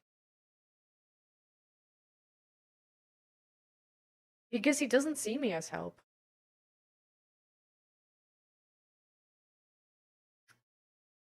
Like, I'm there in moments where he needs help. But in essence, he doesn't see me as help. And that also really showed once when we broke off contact, like a year or 2 years later, I left him the option to contact me on Instagram. And at the beginning, he seemed really respectful. And then on one day, he absolutely spam messaged me with basically how shitty of a daughter I am. And how dare I? And what about my grandma and my granddad? And like, they're in the age of like dying, and how can I ignore them? The funny thing is, I didn't even broke off contact to them. They broke off contact to me because he told them something. So they broke off contact. They didn't only break off contact, my granddad also didn't, like, usually he made like he was only ever sending money, but usually he was like sending money for like Christmas and my birthday. Didn't. Like, he also didn't even like congratulate me for my birthday and stuff like this.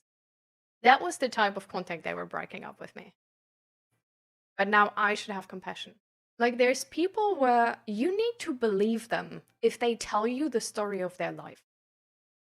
And if you see that in their story, you are the villain, like everybody else, and you're not a good person, you can, of course, try to discuss it with them and be like, yeah, no, but I'm so good, but I tried to help you, blah, blah, blah. Or you can just believe them and be like, okay, if that's the fact, I'm gonna leave. Because I don't want to be a villain. You know? And I feel like, for example, with your mom, it doesn't seem like she's acknowledging your sacrifice or that she appreciates it or anything. And with your brother, it might be different. But I don't think you can help your brother in the condition you are right now because you live where you live. I feel like you would be a way better help to your brother if you get out. First of all, that you show your mom the consequences of behaving how she's behaving. You make her aware of the fact that this behavior will lead her to lose her child. And then when you're outside, when you do find a job, when you get better, you know, when your mental health is getting better, when you get more stable, then you can help your brother.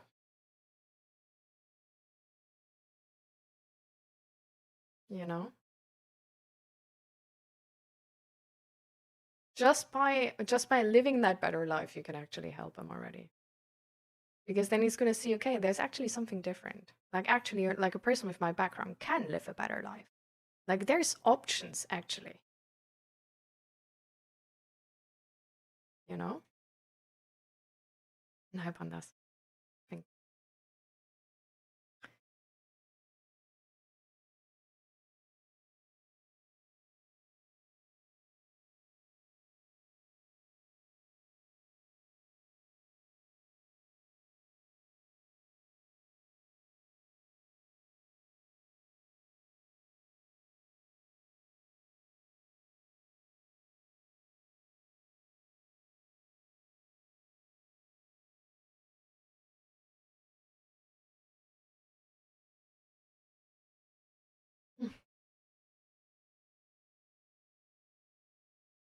It's alright, MC. We're probably gonna be live for most of the day. So for a couple more hours. So I don't know how long your appointment is. But there might be a chance afterwards. But I think the most important thing is basically told. And the funny thing is, the thing you pointed out with like, oh, like people who were mobbed are gonna turn to mobbers themselves. It's not always true. It's not true if you're aware of feelings. Because the funny thing is, like, I don't hate my dad. I think his life is tragic. Genuinely. I wish a society like ours would help him. And I think society, low-key, has failed him. Doesn't mean, though, that you can't have boundaries. So, I feel like, you know, there's certain things where we just have a really interesting picture from society of what would help. And, well, that picture is usually sort of shaped by oppressors. And this is not like, you know, like I don't want to be like, oh, everything is like a, I don't know, like there's lizard men among us or anything, but like we need to recognize where these patterns come from, we learn, and from who they come from. And I feel like that's why it's so important to leave toxic situations, because they don't make you stronger. You know, like we have this visionary, like, oh, and if anything which doesn't kill you makes you stronger. No, it doesn't. I'm like, I have these streams and I can talk about a lot of stuff, but I'm not mentally more healthy than a person who didn't go through so much shit. So, like, we need to acknowledge that pain stays to some extent, and you learn to live a good life with it. Definitely, I like my life now, but the pain is not like gone or anything. It's just like it's different how you see it. You know? All right. See you later, MC. You're welcome. You're welcome. Do a couple of deep breathing exercises, and relax you. Relax yourself. Like try to notice if you're tense. Try to relax. Maybe like tense on purpose, and then relax. Shake, jump. That's also relaxing. To just sort of like feel in your body again. Especially if you go outside. That can be really helpful.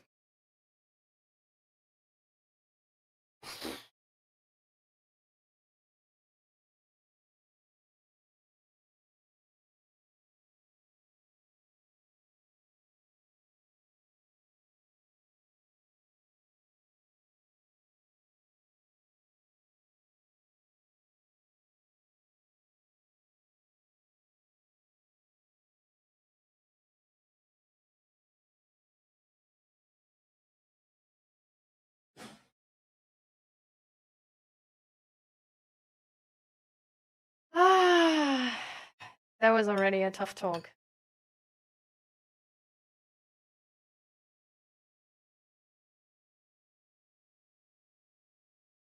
I genuinely, I always...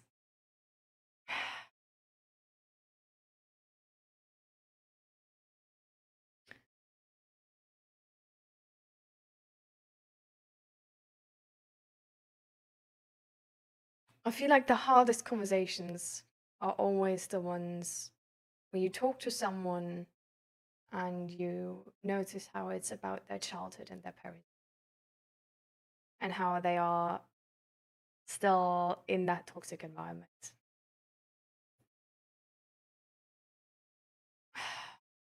Because it's so hard. It's genuinely so hard to to like find the right words and like help someone. Because I've been there and I know how you absolutely don't want to let go. How your loyalty to your parents is so huge that you would definitely rather sacrifice yourself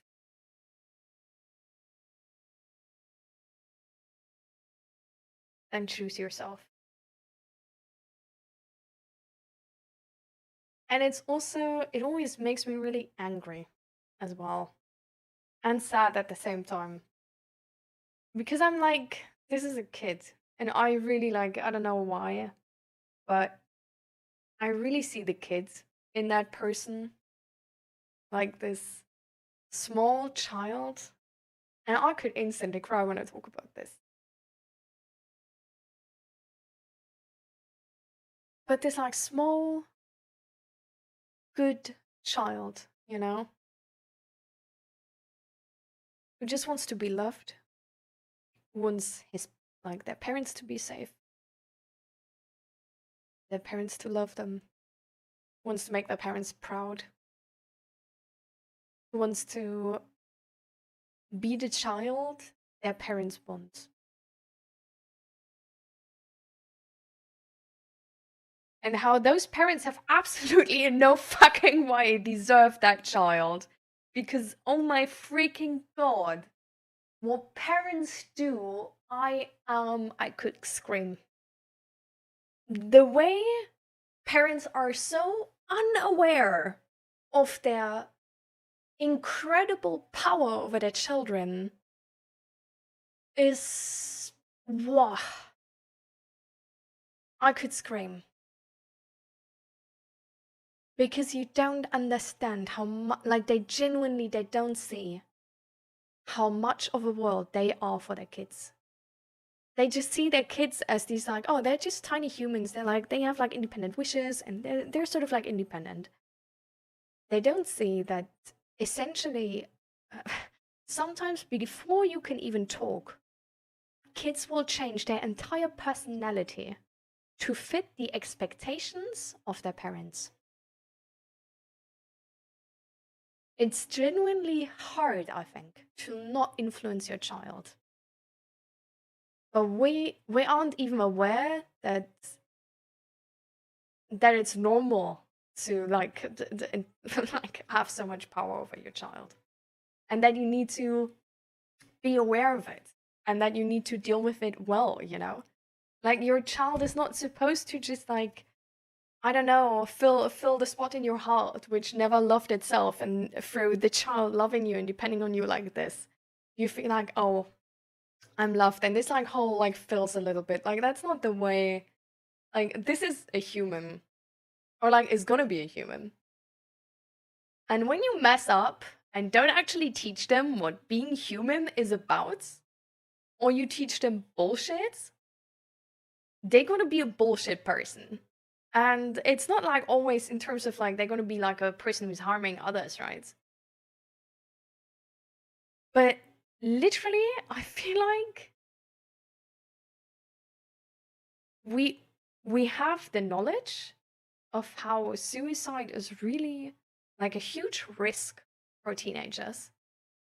Like, we have the knowledge, we have the numbers of this.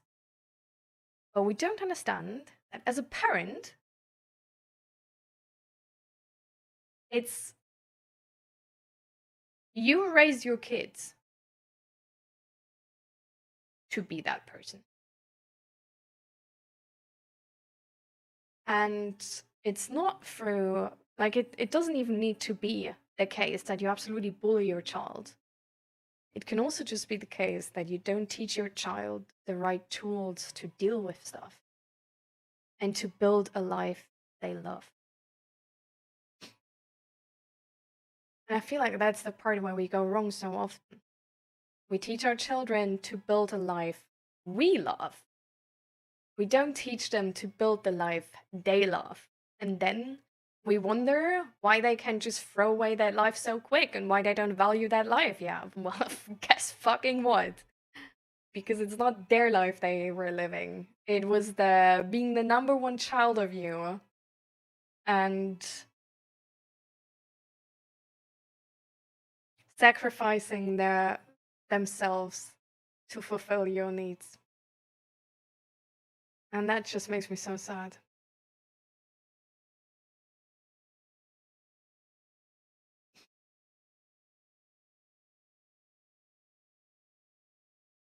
Because the really annoying fucking thing is,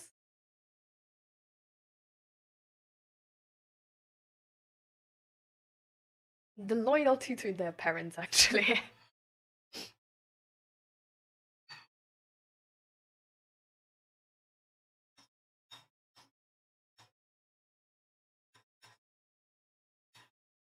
As a kid, I sometimes dreamed about that someone else would adopt me.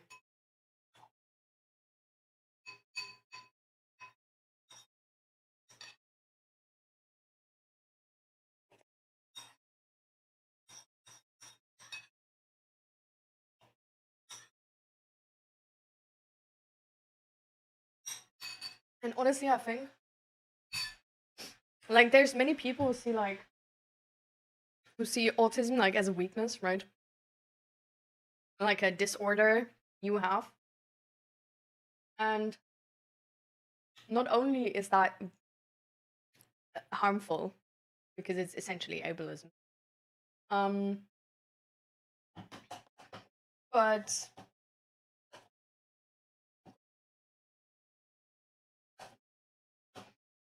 I'm like, genuinely, I don't think I would have this type of understanding of mental health if I weren't neurodivergent like this. I don't think I would have.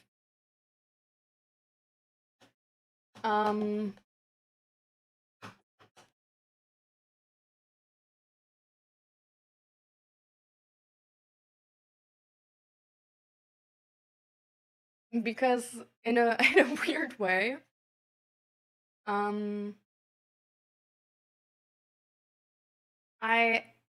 I always felt like I'm a lovable person, like I'm a good person, but I felt like others just misunderstand me. And low-key, I think this was a hidden superpower. Because when others were like mean to me, or my parents didn't understand me and were mean to me, I just thought, like, they're so stupid, they don't even see the real me. And that was painful, right? To feel like they don't see me for me. Like they don't even see how good I am, or like how great of a kid I am or anything. But at least it's put me in a place where I thought I was a great kid, and they just don't see it. So I feel like low-key this might have been like a hidden superpower of mine back then. Also, I was sometimes like uncannily untouchable to mobbing. Because I was weird. So I had there's been like some situations where, because like kids always make like, they sort of like at our school at least, they didn't like physically mob you like by punching you or whatever. They would like verbally try to bully you. And I finally found the right word because mobbing seemed so entirely off. But they try to verbally bully you. And sometimes, for example, with your last name, just making like fun of your last name. Or doing like these like stupid word jokes, or like of like or do you wanna go with me? And which was like, do you wanna be in a relationship with me?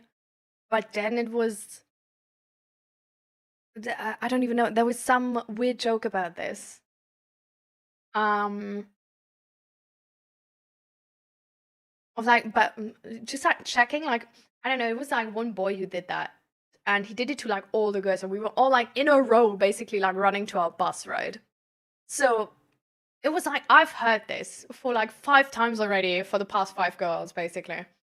And so he would always like ask, and then he would, I don't even know, like he would say like, oh, but I don't want to with you or whatever, or would just laugh and say like, oh, but that I didn't even mean it serious or whatever.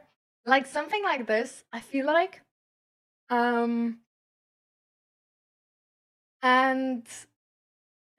yeah, I don't even really know, but I just know that I answered because like all the girls were saying like no. And I think I answered like yeah. And then it was like, wait, what? And then I say like, yeah, where to though? Like, I'm heading to the bus. Which was like the absolute like stupidest like work joke I could come up with in that moment. But the funny thing is, I felt absolutely untouchable. I felt like the greatest mastermind the human wordsmith has ever seen, you know? And like I felt with like inside of me, like I absolutely dunked on that person. I don't know if that like to the outside, to the other people actually has been like that. I doubt it. But I feel like that was also like a really hidden superpower of mine. That just like I loved my humor. I thought I'm a genius, comedy genius in those moments. And so yeah, the bullying couldn't touch me in that regard at least. Not like all of bullying, but yeah. But that was definitely yeah. I feel like hidden blessing. I don't know. But I've been confronted with this view that some people see it as like a problem in therapy recently. I would talk to you guys about it. Except somebody else wants to join the mental health check-in and do the mental health check-in. Sorry, I got something on my teeth.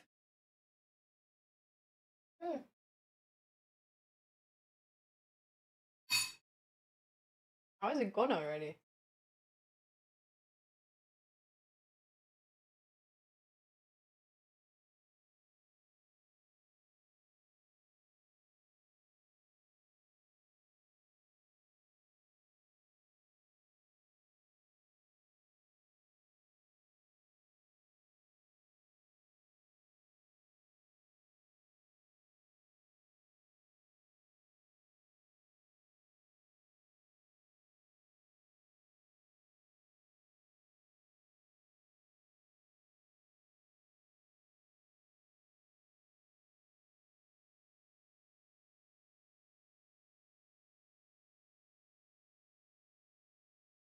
All right.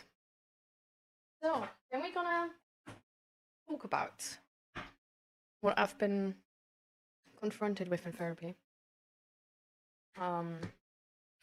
Which is sort of like a new thing.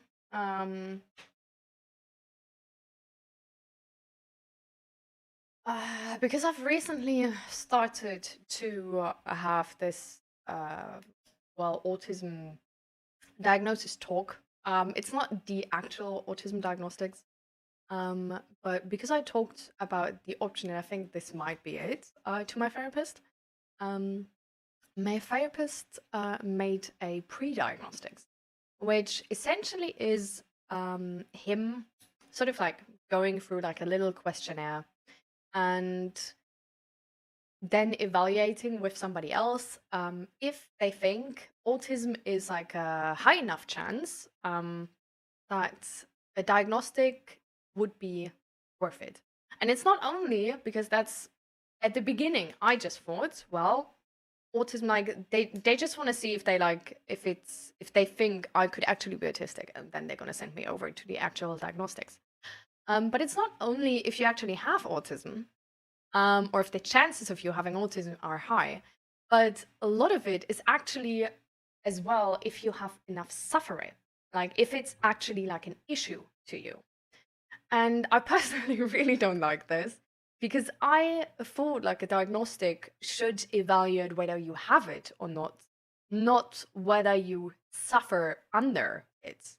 So essentially, you could be rejected for a diagnostic if you don't, like, if you are autistic, but you just sort of are coping or like have found a way with your autism that it's not like influencing your life in a bad manner. Like you have found a job where it just works, maybe you're self-employed, you have a partner who works together with them, and friends and stuff like this. Like, it could be that you are just as autistic as somebody else, but your life around you doesn't make it an issue, and that's why you get rejected for the diagnostics, because they're like, well, but what do you want from it? Like, you don't have any, like, you don't really suffer because of it, so like, you're good. Like, be happy, you're good. Which to me doesn't really make sense, because I feel like, well, a diagnostic should evaluate whether I have it or not. But yeah, so it turns out these diagnostics are not only to evaluate whether you have it or not, but they are to evaluate if you have it, that you are significantly suffering under it, and at the same time that the diagnostic itself is going to help you personally. So you actually need to have like they're going to ask you why you want to be diagnosed. And you sort of need a good answer to that. Like, for example, like if you're suffering under autism, then you want to be diagnosed to, for example, get help by the state and stuff like this. Or, for example, to get more information and get like psychoeducation on autism. Or, for example, something else like, yeah, I don't even know. Because I feel like if you would want to be a pilot or something, you wouldn't want to be diagnosed. But yeah, you need to have a reason. Like, they need to believe that the diagnostic, if true, would help you in any way. And they need to believe that you are suffering under this, well, psychological issue. And you need to be autistic. So like all of these things combined will then lead you to an actual autism diagnosis. So I'm still in the pre-diagnostic part because the other person my therapist needs to speak to is not there yet. So this is sort of like I'm sort of in between. I don't know how it will go, but I'm really glad that I now understand that if I don't get to the diagnostics part, it doesn't mean that I'm not autistic. It actually just means that I'm not suffering enough under autism that a diagnostic is evaluated worth it. And this is, to me, this is really interesting. Because we use the system, also like the numbers of the system, right? Like we used to evaluate how many people are autistic, how many people do have ADHD, how many people are this and that and whatever. While the system isn't even asking for that.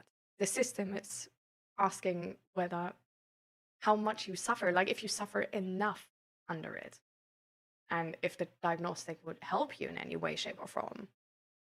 So we essentially, I think we're evaluating the numbers wrong. And the other thing is we really, like, there's sort of this mentality in society that you low-key look down on people who say they're autistic without having like an official diagnosis. While knowing the diagnosis criteria now, you could argue like, no, you're as valid to being autistic as anybody who is diagnosed. It just means, like, it doesn't, like, you can be autistic and not get a diagnosis just because they don't see you, like, suffering enough under it and stuff like this. So, like, being self-diagnosed autistic is actually not, is, in, like, a, I don't want to say sadly, but in a weird way, we can't really treat it as less valid than somebody who's actually, like, diagnosed officially, right? Because the diagnostic criteria are so different. Which is extremely weird to me, because I feel like it's really important to sort of to know who you are. So I feel like knowing that you are autistic, even if you don't suffer under it, and even if the diagnosis itself is not really helping you in any way, shape, or form, because you don't really want any money or any like services or anything from the state because of it, but just like knowing it. And being able to sort of like also maybe give others the heads up of like, hey, just like, you know, like if I don't, for example, if I don't look you in the eyes while we talk or something, it's like fine, just, you know, I'm autistic. Like that could also already help. I feel like also just your work, like for your work, maybe it could help that you just sort of can tell yourself like, hey, I'm autistic, like I would really appreciate it if we, for example, with this and this and that, I would like more influence on how to like adjust it to my individual preferences. With the other things, I don't mind at all, and I can tell you every day which minute I arrive to work or whatever if you want to have like a better understanding. But yeah, that's not how it is. Hi, Fluffy. How are you doing? I just sort of started talking about autism and the autism diagnostic, actually, because I've been sort of like on the way to this, and last week I think I had the last week I had the diagnostic talk about autism, and the pre-diagnostic talk about autism, and I came back from it like entirely exhausted, and I was like not feeling anything for like a couple of days afterwards because it was so emotionally exhausting and also sort of like disruptive to a certain point. And I was just sort of explaining why that was, because the questioning, actually like tying the red line there maybe makes sense because I think that wasn't as clear formulated. But yeah, so because of this and because of these criteria, the questioning on the questionnaire you go through in order to be sort of like sent over to an actual diagnostic, and also the actual diagnostic, but the pre-diagnostic is worse than this. The pre-diagnostic is really, how you describe it best? It's low-key hostile. Like it's really negative. Like I found it to be really, really negative in the questions they ask.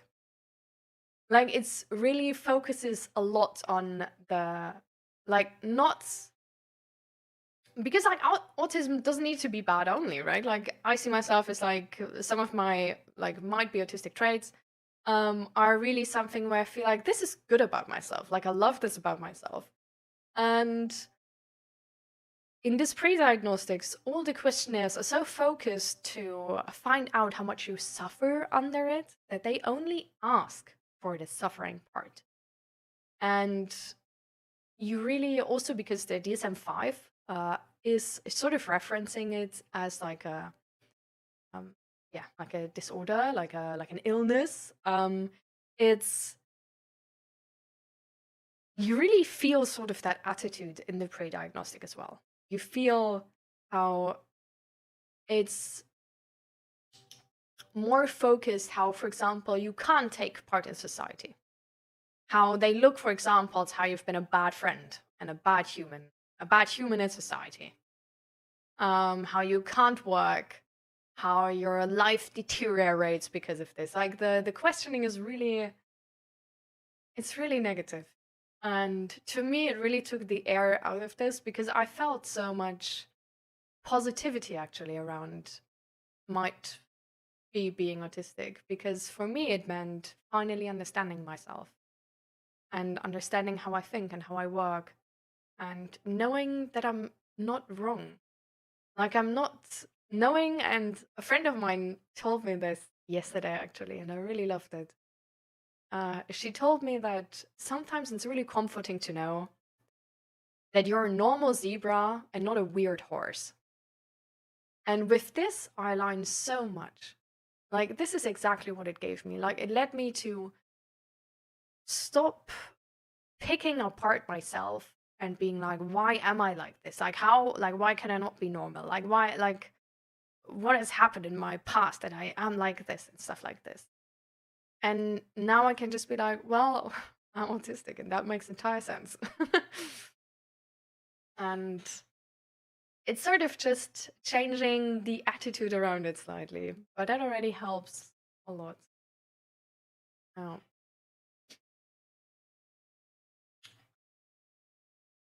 But yeah, that's sort of so that was how the diagnostic, especially the pre-diagnostic, felt. Like it's I don't know, in a weird way, it's really something I feel like you should be prepared for, especially if your therapist is doing that. Like for me, my personal therapist did this pre-diagnostic. And not only is it like feels entirely weird because the attitude around it changes, because all of a sudden your therapist is not your normal therapist anymore, but now he's neutral. He's forcefully neutral. Because he can't be like, oh yeah, you definitely have autism, because he makes the pre-diagnostics. Like, he should be neutral on this. This feels different though, and for me, because I'm really hyper aware of these things, it feels like he's hiding something. Which he is, right? Like, he's forcefully neutral, so he's hiding his like normal emotions, reactions to this, right? But yeah, it's a feeling which is really uncomfortable, especially with your personal therapist, where you should feel safe. And I think this is something where a heads up would have really been nice. An explanation beforehand would have really been nice, but they didn't do that. So I don't know. I just wanted to let you know that if anybody of you is ever going through like a diagnostic, and also with their personal therapist, be aware they need to be neutral. Like, the attitude is going to change. Your therapist is not going to feel like your normal therapist anymore, because they aren't in that situation. They're going to be the diagnostic person rather than your therapist. And the second thing, your therapist actually doesn't hate you, but the questioning is probably just really negative. And it's like, you're the problem, and tell me how much of a problem you are. Because this is how the DSM-5 sort of like treats these, disorders. And it can feel really disheartening, and it can feel low-key unsafe. But it's probably nothing personal, and your therapist is going to switch back to normal afterwards. But to me, this felt really disconnecting, and it felt really off. And I'm really happy that I actually had a person which has gone through this diagnostic as well, because she's already diagnosed with autism, and who could tell me how this actually comes to be, that this is actually not a questionnaire about whether you are autistic or not, but whether you are suffering under autism enough that the state needs to finance you, and you probably will get something out of it. Like, there's like it's a different equation than if you just have autism or not. And yeah, it's probably the same for any diagnostic. I think so too. I feel like ADHD has been the same as well. But ADHD didn't feel so weird to me, because I didn't have much of a connection with that, with the other, because it was at the old therapist anyway, so that was fine. But yeah, this can feel really shitty. So I feel like it's really nice to know this beforehand, actually. Because this is so, I don't know, like, I feel like they should tell you beforehand, and I don't really know why they don't, because it doesn't really make sense to me that they don't. But yeah. This is sort of what, the diagnostic experience I have. But yeah. Have you ever made any diagnostic, Fluffy? It's an autistic trait that you suffer under changed environment. I don't think this specifically, I don't think is an autistic trait, but just a human trait, because you have made a connection with somebody, and then that person changes behavior, and you don't know why, if you're not being told why. Now that I know why, it's like, okay, fine. I don't like it. I still think it's stupid, and that's an autistic trait. But it's like, fine. But yeah, I don't. I think like any person would feel that way. If their therapist all of a sudden has like a really negative attitude towards them, and is forcibly like hiding something and neutral. Yeah. But I'm definitely like, I'm more aware of this, I guess, than others maybe. Like, others would maybe like brush it under the carpet, where for me, I'm like, there is something. I know it. Tell me now. I need to know. Don't lie to me. Because this is also, I actually don't know if this is entirely an autistic trait. I think this might be a trauma trait. Because I do think the reason why I've been, like, why I am so aware of this is probably because I'm autistic, and I'm like, I trained to be aware of this because I noticed that it's important. But I think the part of wanting like a complete explanation, like I personally, in these moments where people change, because this happens quite often actually.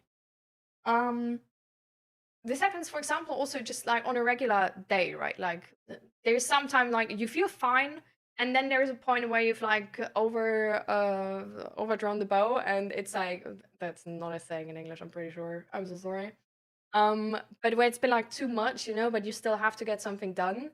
And then you don't really feel like doing something. You might feel disconnected because you push down emotions, because you have to push through something and stuff like this. And it's that window. Most people change energy logically.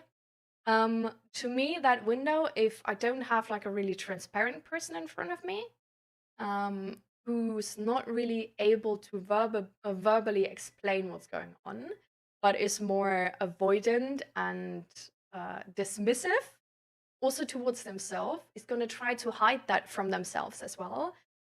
Also, in that case, going to try to hide that from me in the conversation. In these moments, I just sort of try to find out what's wrong, but the people usually don't give, like, they just straight up lie to you, basically. But they also lie to themselves. So it's not like viciously lying, but it's more like, I don't want this to be true, lying. Like they're not aware of it themselves. This is a really annoying situation for me because with people I know, I usually know what's going on. And I would absolutely, like, if I would let loose, if I could have everything I want, I would want an explanation, a proper scientific line out what is going on in their body. What is the reason? Am I the reason? Do I need to change? Am I expected to change? How does this change the connection between us? Is that person gonna turn resentful and hostile or not? And like basically like a proper outline. And I think this is sort of like, it's combined with autism, but it's more trauma trait, I think. Yeah. Hi, welcome back, Hamsi. That was fast. Oh, yikes. What was it?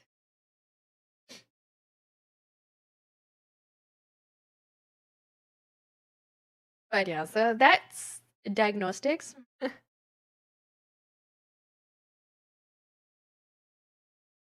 I'm making some notes to this. Don't mind me for a second.